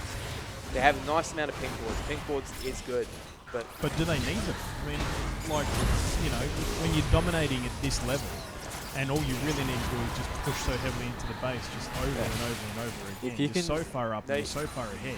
If you can see the enemy champions on the map and they're only in their base, I feel like warding is kind of pointless at that point. now I've got to finish the game up here. But back to the point about warding, if there was like maybe another team, like it opens up the game for the other team. They obviously don't need the wards now. Like they just dominated. They just look like gold league with 20k. But Not to it mention really the just sort of XP lead. locks the game down and secures that win. Like puts a chokehold on them, forcing the Marymount into like a worse sort of position than it like otherwise would be if they just play forwards. But it is going to be a win here for Shenton. Should finish up super soon. Nicely well played there by Shenton. There it is. Able to sort of retain that sort of championship sort of presence after the win at Scitech last year. So yeah, I feel as if they lost the game from Champ Select here, picking up just a weird team comp whilst Shenton had a proper team. We're going to go to a quick break, and we'll come back with the match analysis in just a moment. This is Flaktest Gaming Season 1 2017.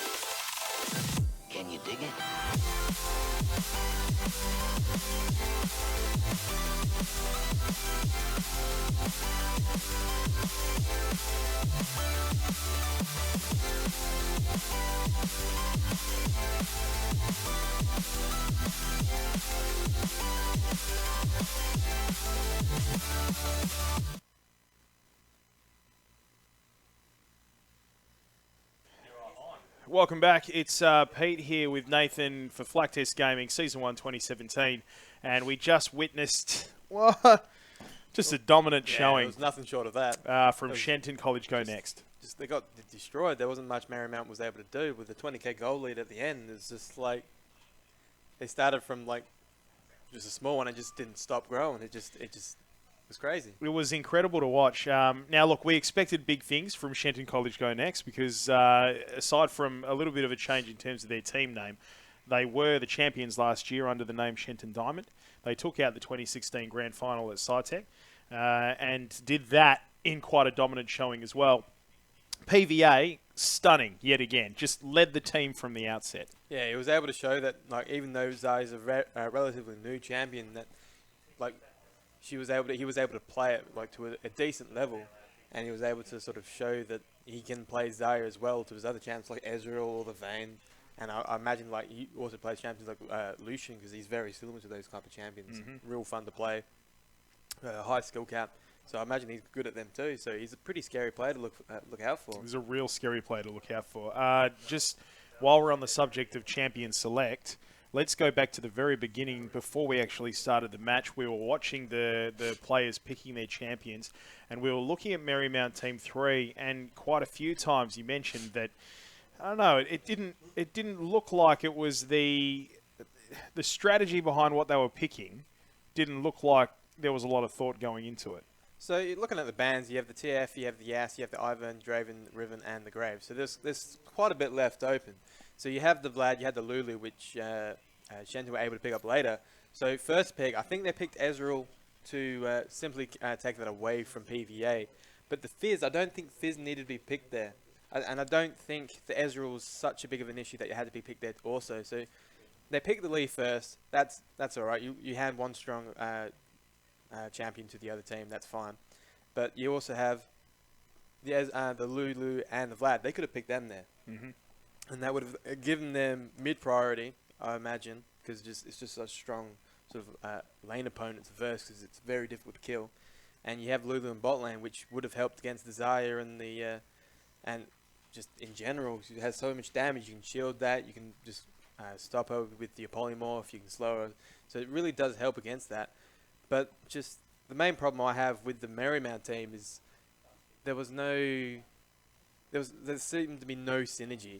It only sort of like worked out towards the end of their pick where you got the Blitzcrank, but that only really works with the Zen, the Blitzcrank, and the Fizz.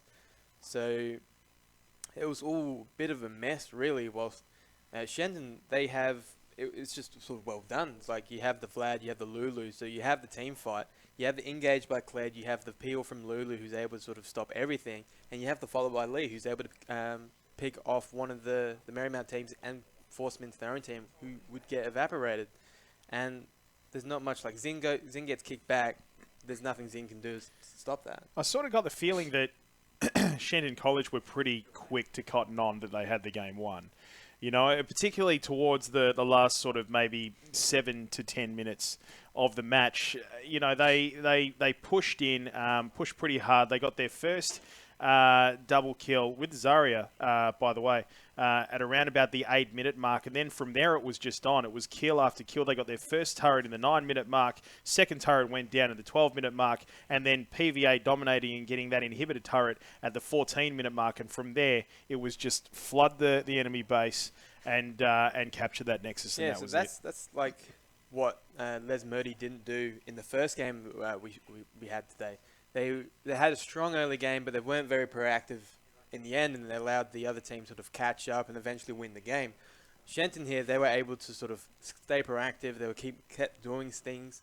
Only criticism is Lee. He got the flash twice top lane, and they didn't do much with that. They only got the flash, and there wasn't much going on afterwards.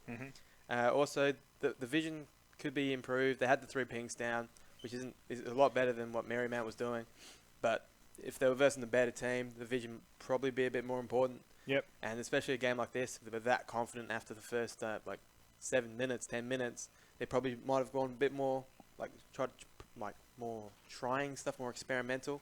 Like just try to get people to sort of practice for harder opponents. Yep.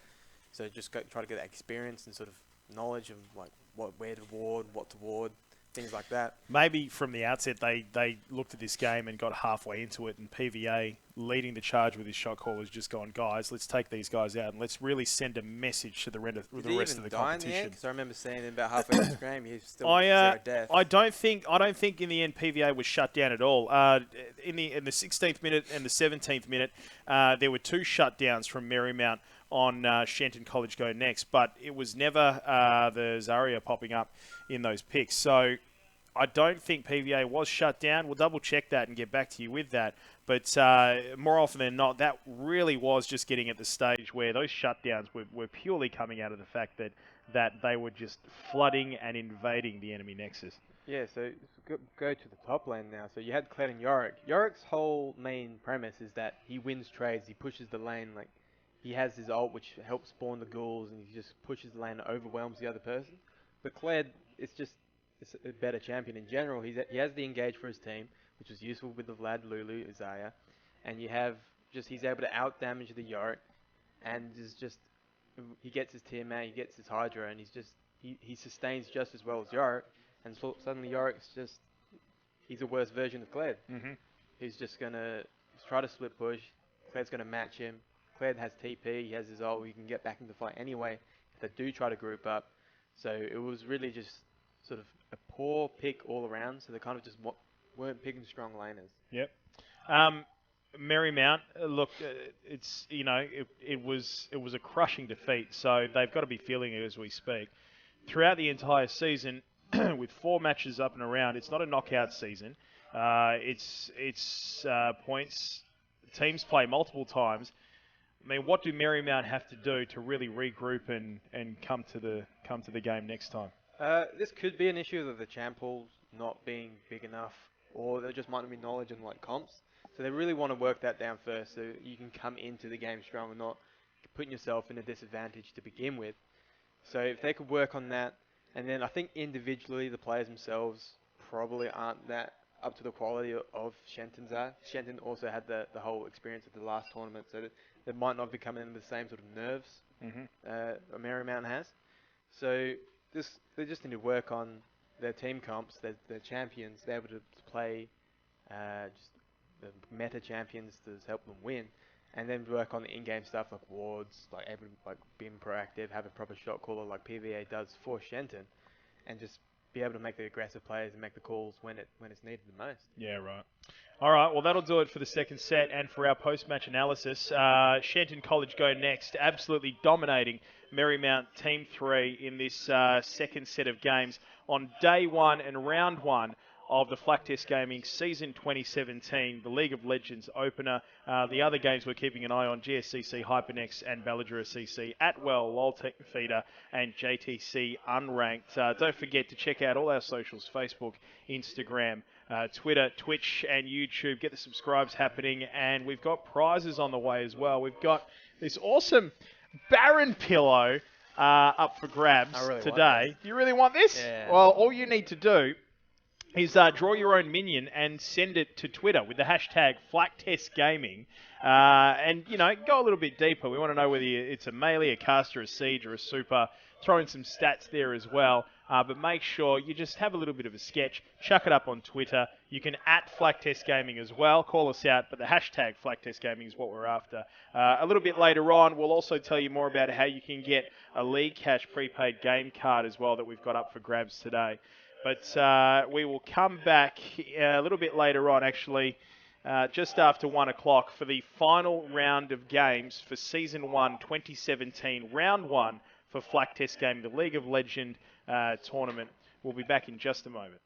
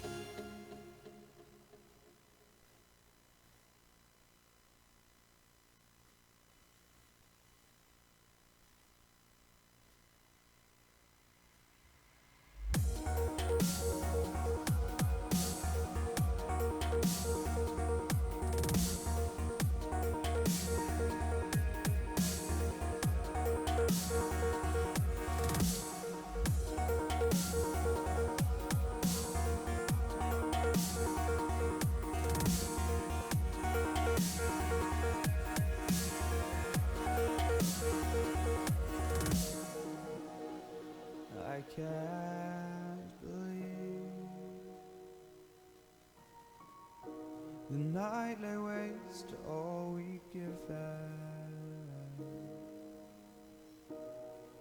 But honestly, you've gotta know that this ain't living. But we could run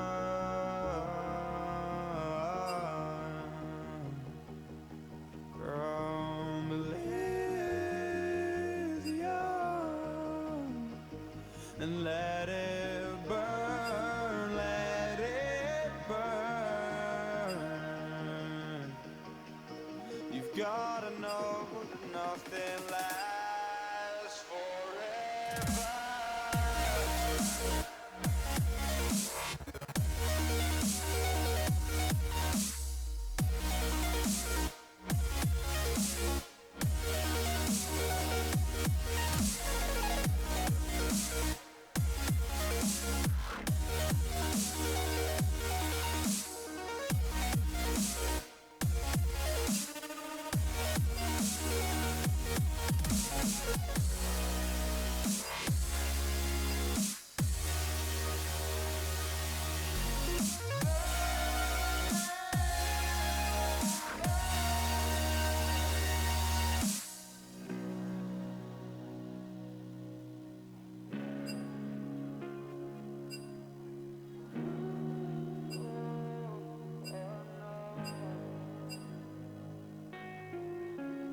I can't believe myself. I never thought that this would be our end, but it's nothing new. And my lover's honesty, I could push it back down if I have to. If you want me I to, recommend Skippy. 'cause we can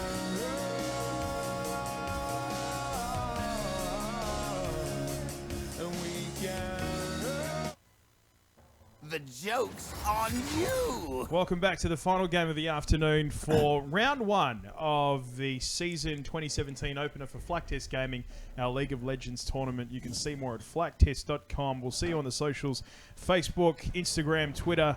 You can check us out at Twitch and YouTube as well. And a big thanks to our sponsors, PLE Computers and Corsair, Streamline Servers, Family Zone, and ySafe. Pete Corelli here in commentary alongside Nathan and Jesse. Ready for this one, boys? Yeah, this one's going to be a good one. Does look like it's going to be a nice matchup. Now, before we get to and talk about what's happening in terms of the banning, let's just cover off some of the other games from today. The upset, Churchlands taking out Les Murdy.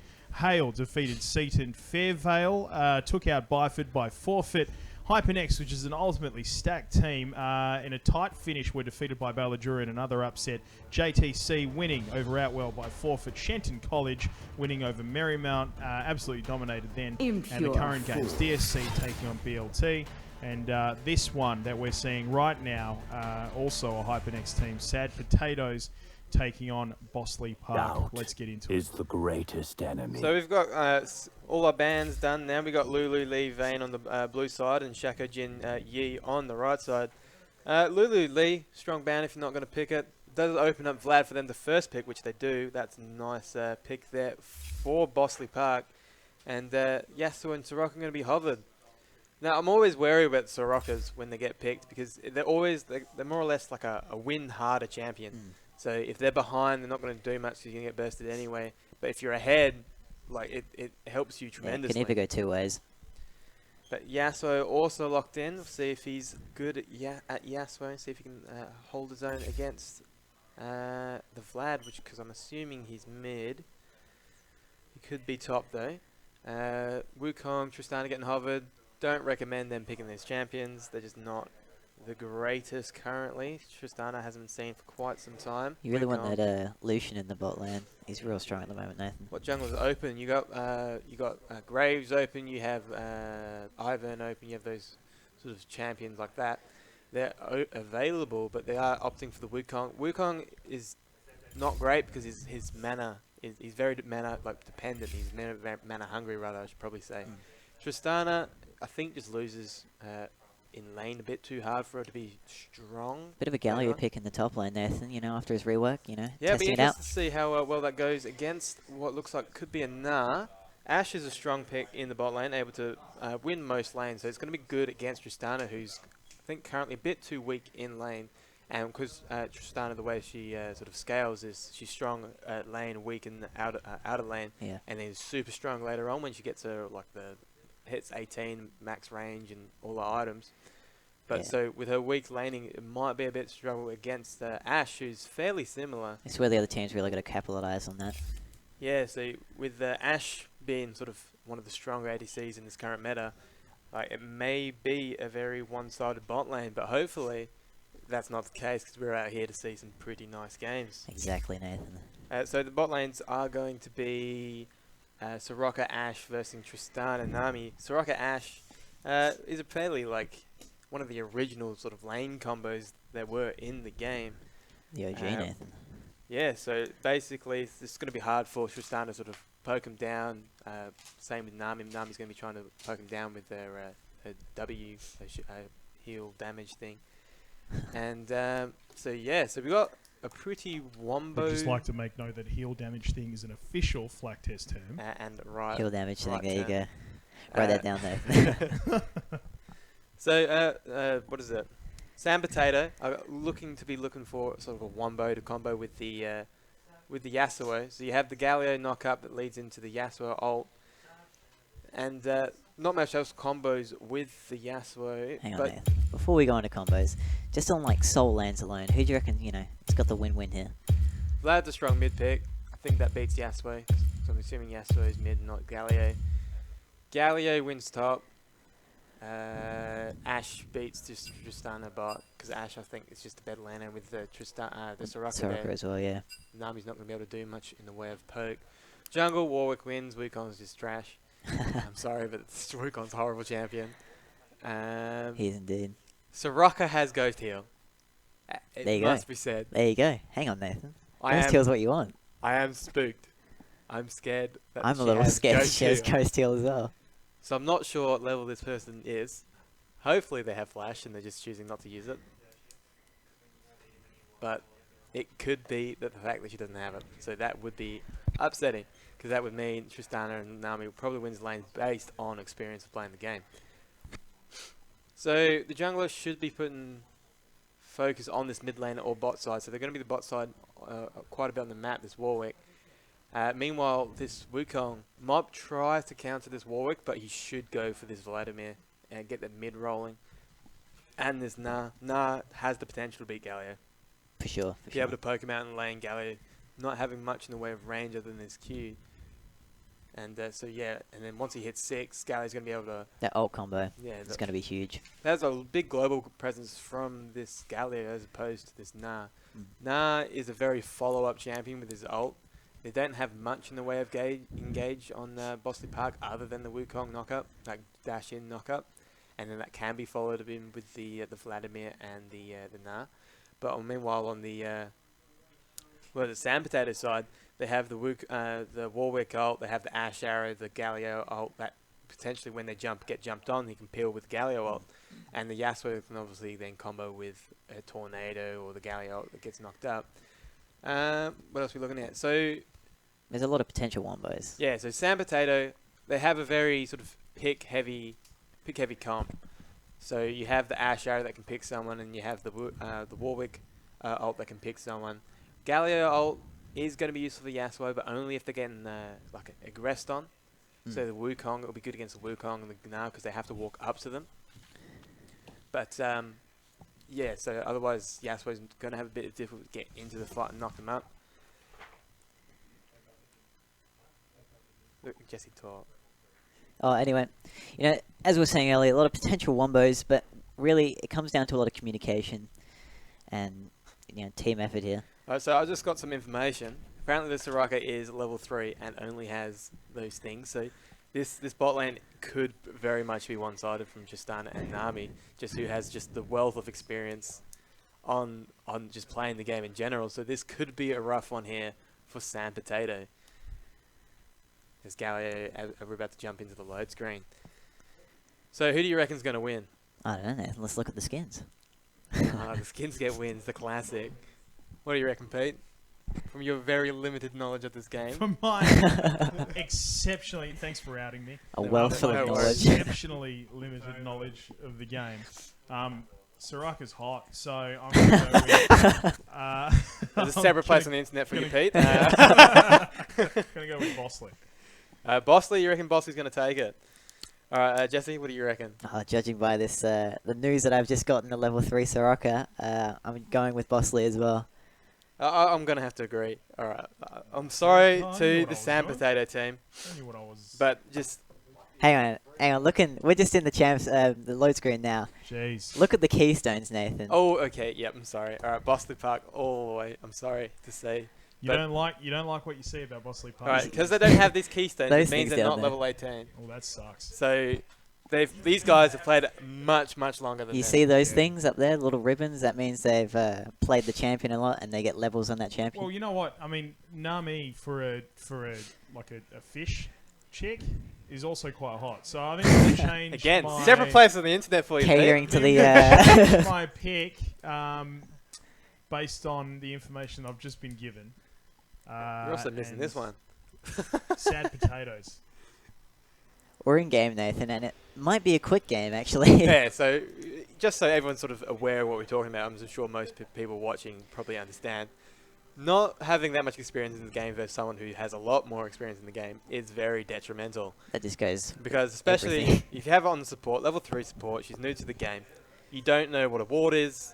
You don't know what a pink ward is. You don't know what a dragon is. I've just. You don't know what the enemy team is. I've just been shown a match history, and it's just straight out Soraka. So this, like, it's just, you don't know abilities. So it can be rough, and especially when someone, like, the rest of the guys are level 18. But, I mean, we're here to have fun. So Exactly, Nathan. That's right. they're likely not to win. There's no sort of denying that. But it doesn't mean they can't have fun whilst I can doing tell it. you, Marymount doesn't want to hear that right about now. All the losing teams out there, it's fine. You had fun. We'll keep going on about this is like a normal commentary. Soraka's getting the 5-pot start. That's, always a good recommend- start. If you're playing Soraka, don't go 5-pot start. What you want? Coin? You want to go coin Yeah. into the triple pot. And maybe, Yeah, Galley, Not even make coin. sure you buy items before you start. yep, He does get corrupting pot though, which you probably should. yep. As That's always a top good laner. top. Nah has the Doran Blade heal, so he should. Vlad starting Dark Seal. Is an aggressive start there by Vlad and the Nah. Nah would normally go a corrupting pot. Yasuo also starting just the Doran Blade, fairly standard. Warwick starting the Reju bead, That's the regen bead, sorry, usually what and happens the in dagger. jungle. It's good on Warwick because Warwick has his passive to help him sustain through jungle, and that doubles when he's below half health, so he should be alright. Wukong's going to struggle in jungle because of his mana costs. But as you can see, like the wall placements from Bosley is already like just checking for invades, making sure there is no sort of cheese strats going on. You can already tell it's a veteran team out Yeah, there. you just see they've got more experience. They've been cheesed once before. Whilst this fresh cheese team is yet to be cheesed. Yet to be cheese, Nathan. I'm excited for the cheese though. Who doesn't like a bit of cheese, Jesse? So bot lane, Sand Potato, sorry, is going to get to lane late. So they are going to miss that level 2 first. While Bosley are going to hit that level 2 first, and they are going to be able to push out to that lane. And as you can see, bot lane, they're not even pushing up to farm. Meanwhile, Yasuo's trying to dash around. Doing those classic Yasuo things. Meanwhile, I didn't see Wukong was top, ganking this. Flash does come Galio out here from the Galio. forces the flash. Galio does get away safely, but he's still level 1. He's going to have to back and then use TP, but And that's going to be really good for Nah he's with not that. backing currently, so he may not be aware. Hopefully he is. That's going to be really good for Nah in that laning phase with that flash burn from that Galio. Warwick is the first person to his second buff, but Wukong did gank top, so he's showing that pressure. Yasuo is putting pressure on his Vlad. He is able to sort of But- try to sort of keep him at bay. Vlad being Vlad, he's just going to heal it back off a few minions. This is true. So you already see in Oh, a top nice lane, bubble coming out. that is a from nice Nami. double bubble from Nami. is going to push them off that a little bit. Probably a bit too scared to step forward again. But Nah and this Galio, you can already see there's decisive sort of CS difference between them. Up to 12 already, and that is likely only to grow. Wukong still making his way over to this Here we go. side now. Ash taking heaps of damage here from Tristana, just not able to walk up. But it does get healed by Soraka, so he might be able to just keep doing it. Ash and Chiraka are just going to have to sit on the tower for that bot lane, especially with how inexperienced they are. Yeah, I think they just lose at this point. That bot lane, there's not much they can do about it. Wukong is going to be heading mid, trying to get that gank onto Yasuo. Yasuo is unaware, so he should force a flash here at Here we go. least. It does take a lot of damage, but there we go, the flash out. Might not be enough though. There is a lot of damage available from the side, and that is going to be a dead Wukong. Takes the toe shot and the ignite. That is first blood for Sad Sam Potato, Potatoes. surprise getting the first blood there. See if they can transition that into something a bit more useful onto this Yasuo, be able to get ahead of this Vlad. He's got to put heaps of pressure on this mid lane. Maybe you'd be able to carry that game through that first blood. I enjoyed the play from that Yasuo though, the E through the minions and the flash out just to draw him back in. Yeah, That was really well played by him. trying to distract him. Might not have been needed. He might have been able to just flash back and would have been fine. Hey, but style points, Nathan, style There are points. star points involved. It is Infernal Drake first, so it might be important for whichever team to get it first. Meanwhile, top lane, the CS step actually, Lot of bot lane, damage. sorry, the bubble hits Ash, and Ash might fall hidden though. Nah, definitely Clearly not. not enough damage there. But she is going to be forced to back, and same with this Soraka, as she's unable to stay without her partner. That means a lot more CS here for Tristana, get that lead up and potentially get more damage done on this turret. Now I think Wukong is just going to go sit back in jungle and maybe hard farm a bit before he comes out for another gank. Yeah, he does need that 6 to be relevant at all. To get the full potential of his game. Soraka's Definitely finally got needs to be her 6. support item. So back to why the support item important.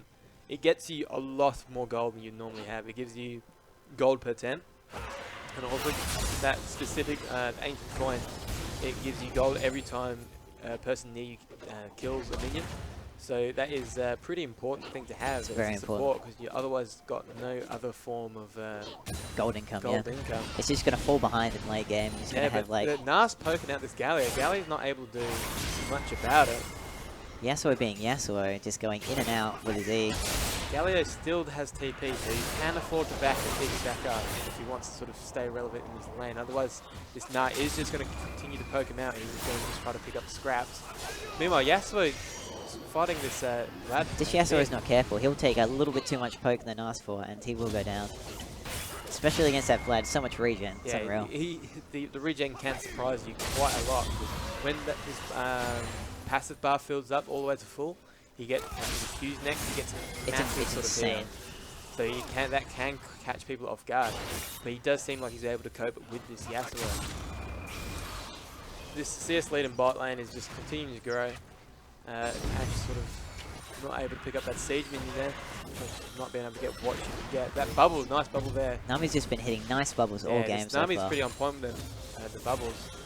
So this lane should be fairly cruisy here for Tristana and Nami. Now getting a lot of damage down on that turret. And Wukong's just farming away. Doesn't have the pressure in lanes. He probably should be trying to like question the jungler. And as you can see here currently, there's no pink wards on the map. You get your pink wards, you line them up in river, and then as you push into the enemy base, you can just sort of choke them off, catch them when they're rotating, so you can just out-rotate them or kill them potentially. And you just kind of push that ward, the vision in. You can always look for those death bushes as well. Yeah, You know, vision's really just key in this game. yeah, it sort of stops the other teams from... Oh, but Yasuo getting the big last breath onto the thing, but that was the heal we were talking That about. passive, Vlad. Nathan. Just surprise heal. If you didn't have that then, he probably would have died. Exactly. But it's just like, as we were talking about earlier, the damn surprise passive, Nathan. It just comes out of nowhere. So what Bosley should be looking to do here is not only pressure the jungler. Wukong does have to back currently. He's a bit low. He doesn't have much mana, but he does have blue now. But Yasuo Nah actually has his ult here, so he could... Don't think he'll kill Galio, but he will get a lot of damage on him. So back to what I was saying. So Bosley should be pressuring this jungle. They all should be trying to get this dragon, Infernal Dragon, which could, like, it would just slingshot them into this later game. And depending on what Dragon's second, like, it could be just even more important. It could be another Infernal, all of a sudden you're doing heaps more damage than you normally would. So just try to get that vision in. Like Warwick's at the top, so this could be a dead Gnar here. It also could be a dead Galio as well. It could be a double kill too. Gnar's level 7, 2 levels up on this Warwick forced to back up, and that's just gonna be a dead Galio. It was a nice fear from the. Oh, sorry, not nice fear. Nice E from the Gnar, getting away from that fear from the Warwick. Yeah, that was a nice dodge. So we have our first ward around Dragon. Interesting buy from the Galio. A shell. Cape, sorry. A Negatron cloak. Yeah, that is certainly interesting, especially as you're versing an AD champion. Yeah. So that's not actually going to do him any good. Won't do him any good in laning phase, but it maybe will help him against Vlad if it gets definitely to that against point. Vladimir if it gets to that point. Yeah. So Bosley should be just focused around this Dragon now. Focus this bot side. They can dive this Sorok and Ashe currently. They're so far behind. Ashe is level 5. They're both level 5. Lost. We're just looking at the CS lead now at the moment, Nathan. You know, it's all definitely one-sided to Bosley Park, yeah. So yeah, it does like this Yasuo is like the most experienced player on this team, along with potentially Warwick. As you can see, he's using these minions to his advantage, trying to just sort of pressure out this Vlad. But this Vlad's unfazed and just knows he's just Vlad's stronger than him. Absolutely insane at the moment. Nars again just poking at this Galio every time he's got his rage bar fully stacked. Meanwhile, this Warwick's trying to hover around this probably the river. Try to get whatever he can in this river, try to get the vision. They are playing this vision game well. They know that they're going to be trying to go for the dragon. They're trying to get the vision around it, and they're trying to potentially get this pick. So there are good things happening here. It's just the lack of experience from most of their members is just important. Warwick's not careful. He's going to meet Wukong in the jungle here. It is dangerous for Wukong just being this jungle blind as it is. He doesn't know where the... Warwick does have a Tiamat on him as well. Yeah, he does have... Wukong does have his first half of the jungle item and the 2 longswords, so he's almost completed the jungle item. But they should be trying for this dragon here. They've got vision all over the river. They know where Warwick is, and they know Yasuo just back, and they know that bot lane's where it is. As you were saying, Nathan, earlier with the wards, you can just tell they're veteran players. Here we go. Hang on, Galio's going in for the kill. He's going to go down. Nah, the Gnar against the wall, stunning him, just combo into the wallop. It's just, it knocks him there and sticks him there, and just the amount of damage he's doing, that Negatron Cloak's obviously doing nothing against the AD damage. Exactly. Because Gnar only has his Doran's Blade. And he's just absolutely destroying this Galio. Yet.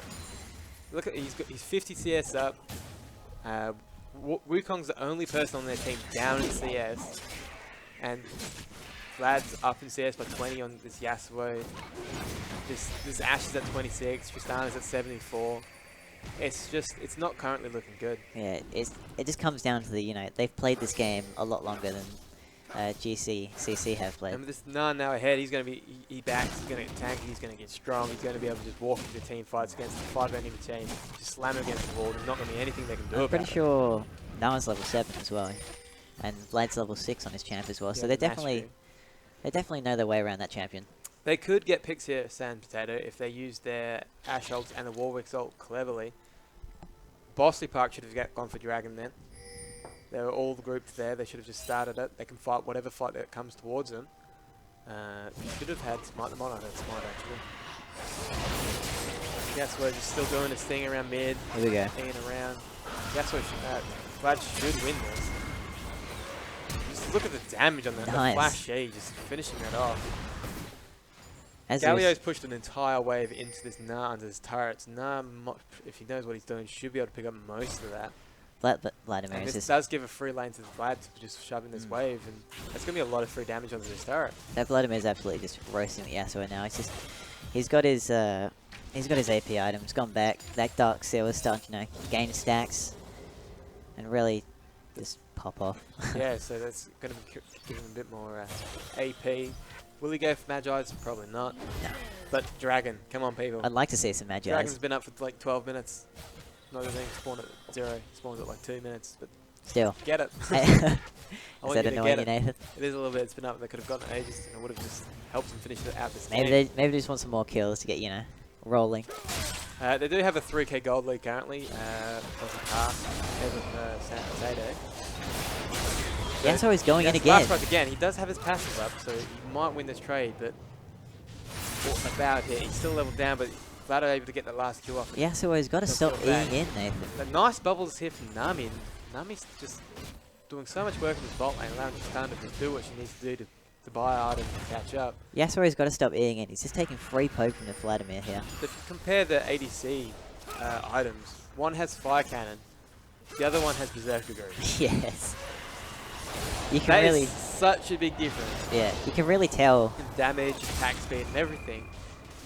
And it's not going well here for Ash Sam really Taylor. needs to build her like core items first, not Berserker Greaves. Yeah, the arrow does whiff, so it does miss the Vlad, but here comes Here Warwick. comes a gank. He'll probably be able to just 1v2 these guys here. With the The ult passive. proc coming in as well. From Again, the, that's the passive we're talking about. There's so much healing, and he's doing so much damage, so it's just... that was huge burst coming out from that it is Vladimir a there. crazy amount of damage. He didn't even have to worry about that Yasuo because he knew he just walks away. And Ult they're would've finally killed him. doing what I want them to be doing, Jesse. They're finally getting the They're dragon. finally getting the dragon, Nathan. There you Thank go. God. They've made you happy, Nathan. They have. Be interested to see what the second one is, if they even need it. Just pick up the Infernal, that's going to be really nice. I think it does 5% bonus damage or something like that. And it does look like the second dragon is going to be a fire one as well. Just looking at the gold lead, Nathan. It's about a 5k gold lead towards Bossley Park right now. So if they can get that second Infernal, like they'll be laughing. They are Hey, laughing. laughing, Nathan.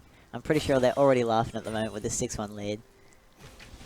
And just CS lead again.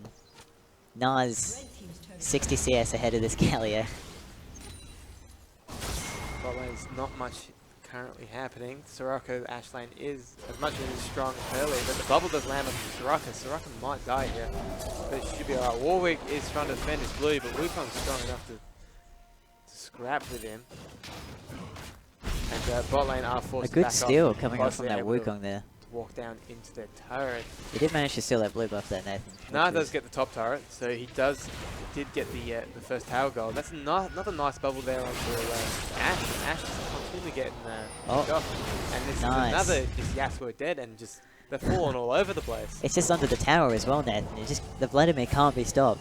And funnily enough, the only people that haven't died are the bot lane, the well-dressed pickle and the And down potato goes axes. Warwick. Gone down again. What a name, well-dressed pickle. Hey, don't you love me a well-dressed pickle, I Nathan? love me a well-dressed pickle. There you go then. Nice in the suit. I saw suit that pickle. that Wukong fighting that Warwick then. He waited for the fear to go down, and then he went in with his E. That was well played by the Yeah, War- the damage Wukong. reduction on the Warwick E is pretty substantial. So it does negate a lot of damage. So being able to wait for that to come out is pretty useful. But maybe at this point, it's probably not needed. And we haven't really seen a team fight yet because all individual lanes they're basically winning, so they're just kind of still just pushing. So looking back at Vision, you can see what I mean about them pushing the Vision in. Yeah, Just in the top quadrant on the Sand Potato's red, you can see how it's lit up with Alright, here we go. positive rewards. Again, Vlad probably would have won it. That Oh, one time, a but nice- He does get killed because of the Warwick and the Gallia are able to force him off that. Nice pick up there for the Yasuo though, it's pretty important. that was a well-timed Q from the Yasuo. Ash also has ult, so they might be able to do something, get a pick, set up a pick somewhere as these teams are pushing for this thing. They do need to get wards out, try to get back control of their jungles. They need to get the sweepers. This Soraka needs to get a side stone, and she doesn't. She still hasn't bought any As you were items. saying earlier, Nathan, they were just pushing up Straight the wards. up bought redemption. Straight up redemption, dude. She needs the side stone. She needs to be able to get that sweeping. And Yasuo's. Oh, here we go. Wukong is a little bit of a stick situation here. Nice Shouldn't have gone in by flash. himself there. If you waited a bit from now, you'd be able to finish those off easily. He's sitting on a ward without realizing. And it is just going to be slow and steady, I think, for this Bosley part. Just going to just pressure all the lanes at once, try to get just whatever pick, maybe open up the game a bit more. But you can see that just the vast difference of experience just makes such a vast difference of experience. Yeah, exactly. I mean, at the end of the day, Nathan, That's it a comes nice down to double bubble there experience. for Nami though. So Tristana able to pick up that kill as well. Nara able to pick up the kill. Oh, Again, it's coming out to... Oh, here we go. Yasuo. A nice bubble from that Nami there. Yasuo dashed right back into it. Potentially She's picks come up back kill in. onto the Yasuo. No, but this could kill the... Soraka, stop running at him. Why did she shouldn't have healed there? Okay. So Soraka shouldn't have healed that because Soraka, when Soraka heals, she loses her own health. she loses her own health. Vladimir's just doing what he wants in mid lane, no one's stopping, he's just killing everyone. But yeah, at the end of the day, Nathan, it's all about, you know, playing this game for a long time. Obviously, Bossley Park know what they're doing, and GCCC have a long way to come when it comes down to experience. Yeah, so they've probably played countless more games than this other team has, over thousands of them. It's just the way it goes. And so it's just going to be knocking at the gates are going to fall, inhibs are going to fall. Galio going in here. If he's Galio's not gonna careful, he will fall. go down. More people are going to fall. Just fall. Everyone's falling over there. It's basically what I'm summarising here. Roofing Nightfall onto the Vlad, Jamie didn't get onto the Ash is a little out of position there. And this should be a double inhib or just a single one. Should be a double. I don't think they can fight again in their base, they're a bit unhealthy. Nah, Vladimir's Premature super Galio healthy. ult there, probably shouldn't have done that. But it does look like it's going to get this mid. Yasuo is jumping in onto the He's Nami. going through the Nami back line. should die here, but and Wukong's probably going to die too. Nice play There there we from go. Galio. Epic got that double kill. Meanwhile, Vlad's just don't want to get once mid. And Yasuo knows he can't fight this Vlad. That Vlad cleanup. And just Oh, murders my the lord. man. Absolutely murdered. 8-1 Nathan. He's bought a Rabadon's Death Cloak, first item. That's how you know the man's a savage. 10 stacks on his Dark Seal as well, Nathan. Should have got Magi's. I told you, I want to see the Magi's. Yasuo's the only person the Sand Potato team to get a kill. The well-dressed pickle is no longer looking like a well-dressed pickle. Sad. In fact, a naked It's a sad, droopy ADC pickle. without items. Exactly. I agree with Pete. Sad and droopy. So they're just trying to sort of hold out what this other team pushes down top because they know the mid lane and the bot lane are just pushing in. The pressure is just on the super minions too much. They eventually are going to have to deal with it. So Bosley just has to sort of wait it out, don't fight, slowly push this top lane, and eventually just get a third inhib. And they are going to pick up the second Infernal, so that's a lot more damage coming their way. There you go, Nathan. They're cleaning up the Drakes for you just like you wanted. They're making it up for them. They're making it up here, Nathan. And This there's is a slightly longer game than the last one, which was also finished in a dominating fashion made by Shensen. So this one, in his own right, is dominating because you look at it, it's 15k gold lead here by Bosley. And there's only one ward on the map, or two wards, sorry, on the map for Sand Potato. Sad Potato can't get out of their base over to, you know, even contest objectives just due to those 2 inhibitors being open. I just found out it's Sad Potato, not Sand Potato. I did think What it were was you odd. saying? Sand. It's Sad Potato, Nathan. I did wonder why it was Sand Potato. You don't want those sandy potatoes, Nathan. But they're living up to their name right now. I'd be a pretty sad potato if I was their team right now. Yeah, they're probably having fun. Or just you get themselves some sand. I wouldn't think they're having. They're having extreme fun, that's right, Pete. I would not. I wouldn't be having fun right now.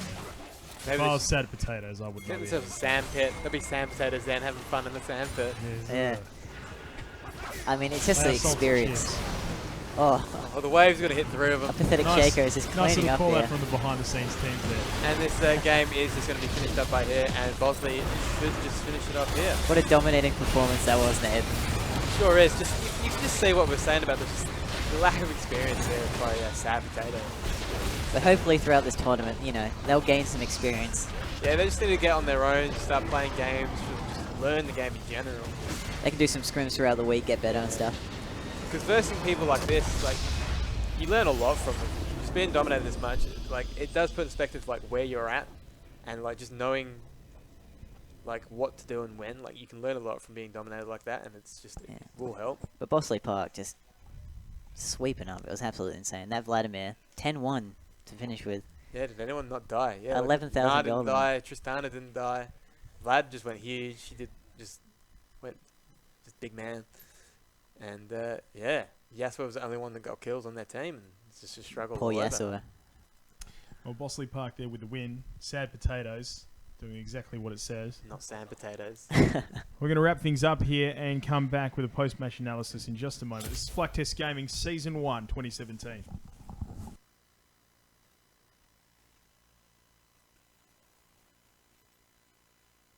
have to lose if we run.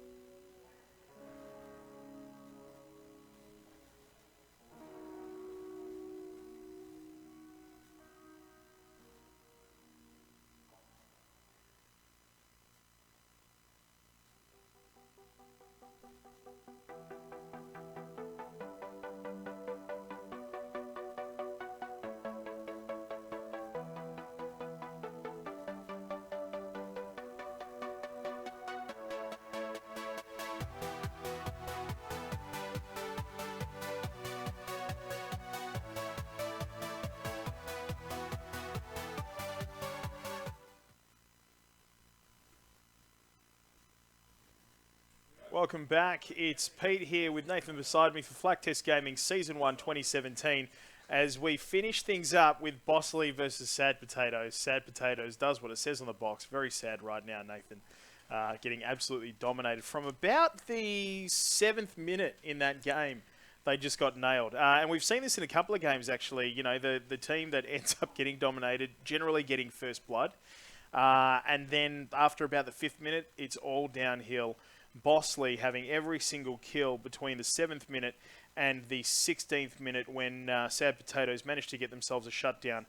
But more of that pretty much coming in the moments where Bosley just got into the enemy nexus and it was all downhill from there. Yeah, so in this game, there wasn't too much to sort of analyse there. It was just very much one-sided because it's just one team just had a vast more experience than the other. Like just with the Sirocco was level 3.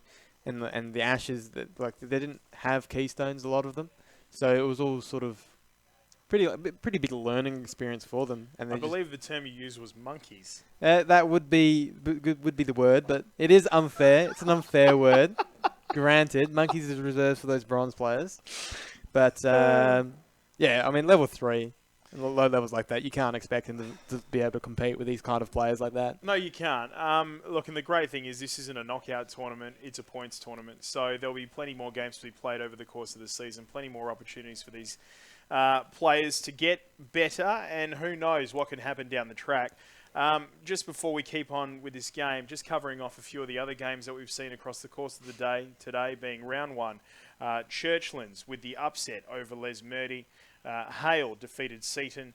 Fairvale getting the win over Byford because Byford just didn't turn up with forfeit. Balladura over Hypernex in a tight finish. That was also an upset as well. JTC winning over Atwell due to forfeit. Shenton College dominating Marymount. As we speak, DSC and BLT are still going. And Bosley Park just there getting the win over Sad Potatoes, which is Good Shepherd Catholic College. Is there anything at all from the very beginning that Sad Potatoes could have done, or is it just purely... It is like 99% of it is just lack of experience. Like these guys have probably played hundreds of hours, more hours of this game than the other team. Like they're like not even level 18 yet. So it's insane how much more hours of experience these guys have. But that being said, Sad Potato, they had quite a the Yaswa himself was like their best player, I feel.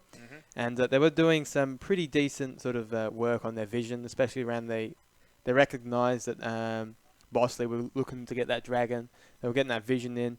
At the end of the day, they did lose that vision, but like I said, like there's not much they can really do. The experience is just too much. They know Bosley just knows what they're doing. So the things to work on for Sad Potatoes coming into game 2.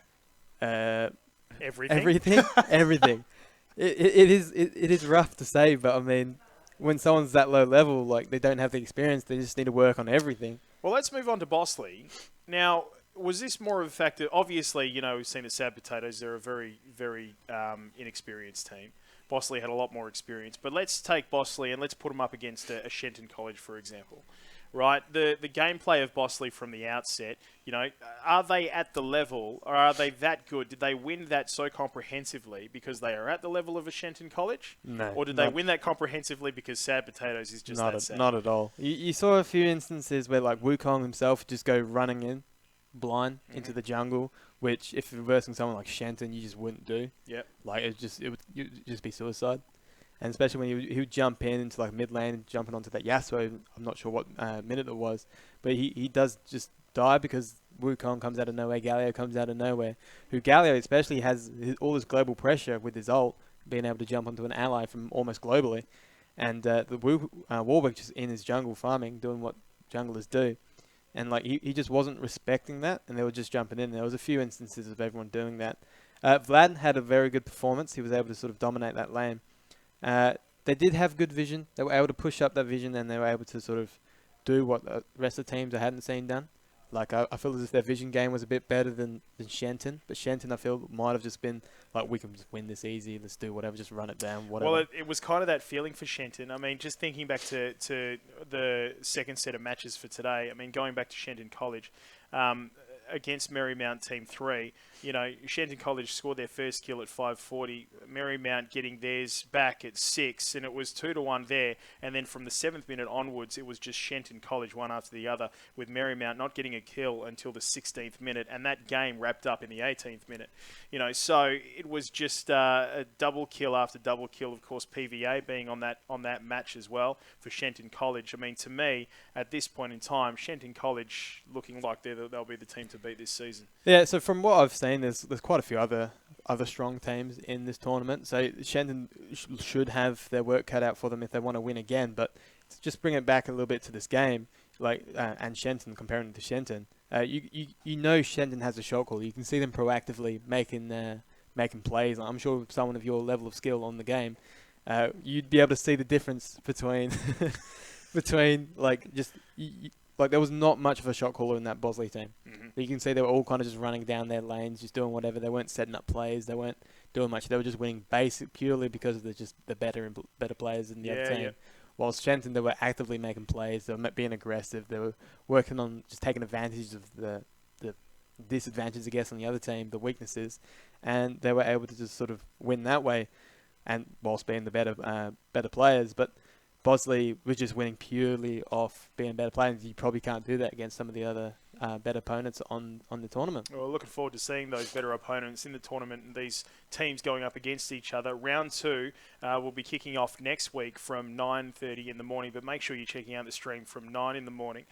Just a few things to cover off. Don't forget to check out all our social media and, of course, flaktest.com. But you can find us on Facebook, Instagram, Twitter. We'd love to hear from you. And check out our Twitch and YouTube streams. Share them around with your mates. We've got heaps of great prizes that we're giving away as well. We've got this awesome Baron pillow that we want to give away. All you got to do is jump on Twitter, draw us a minion, tell us a little bit about it at Melee. Is it a caster? Is it a siege? Is it a super?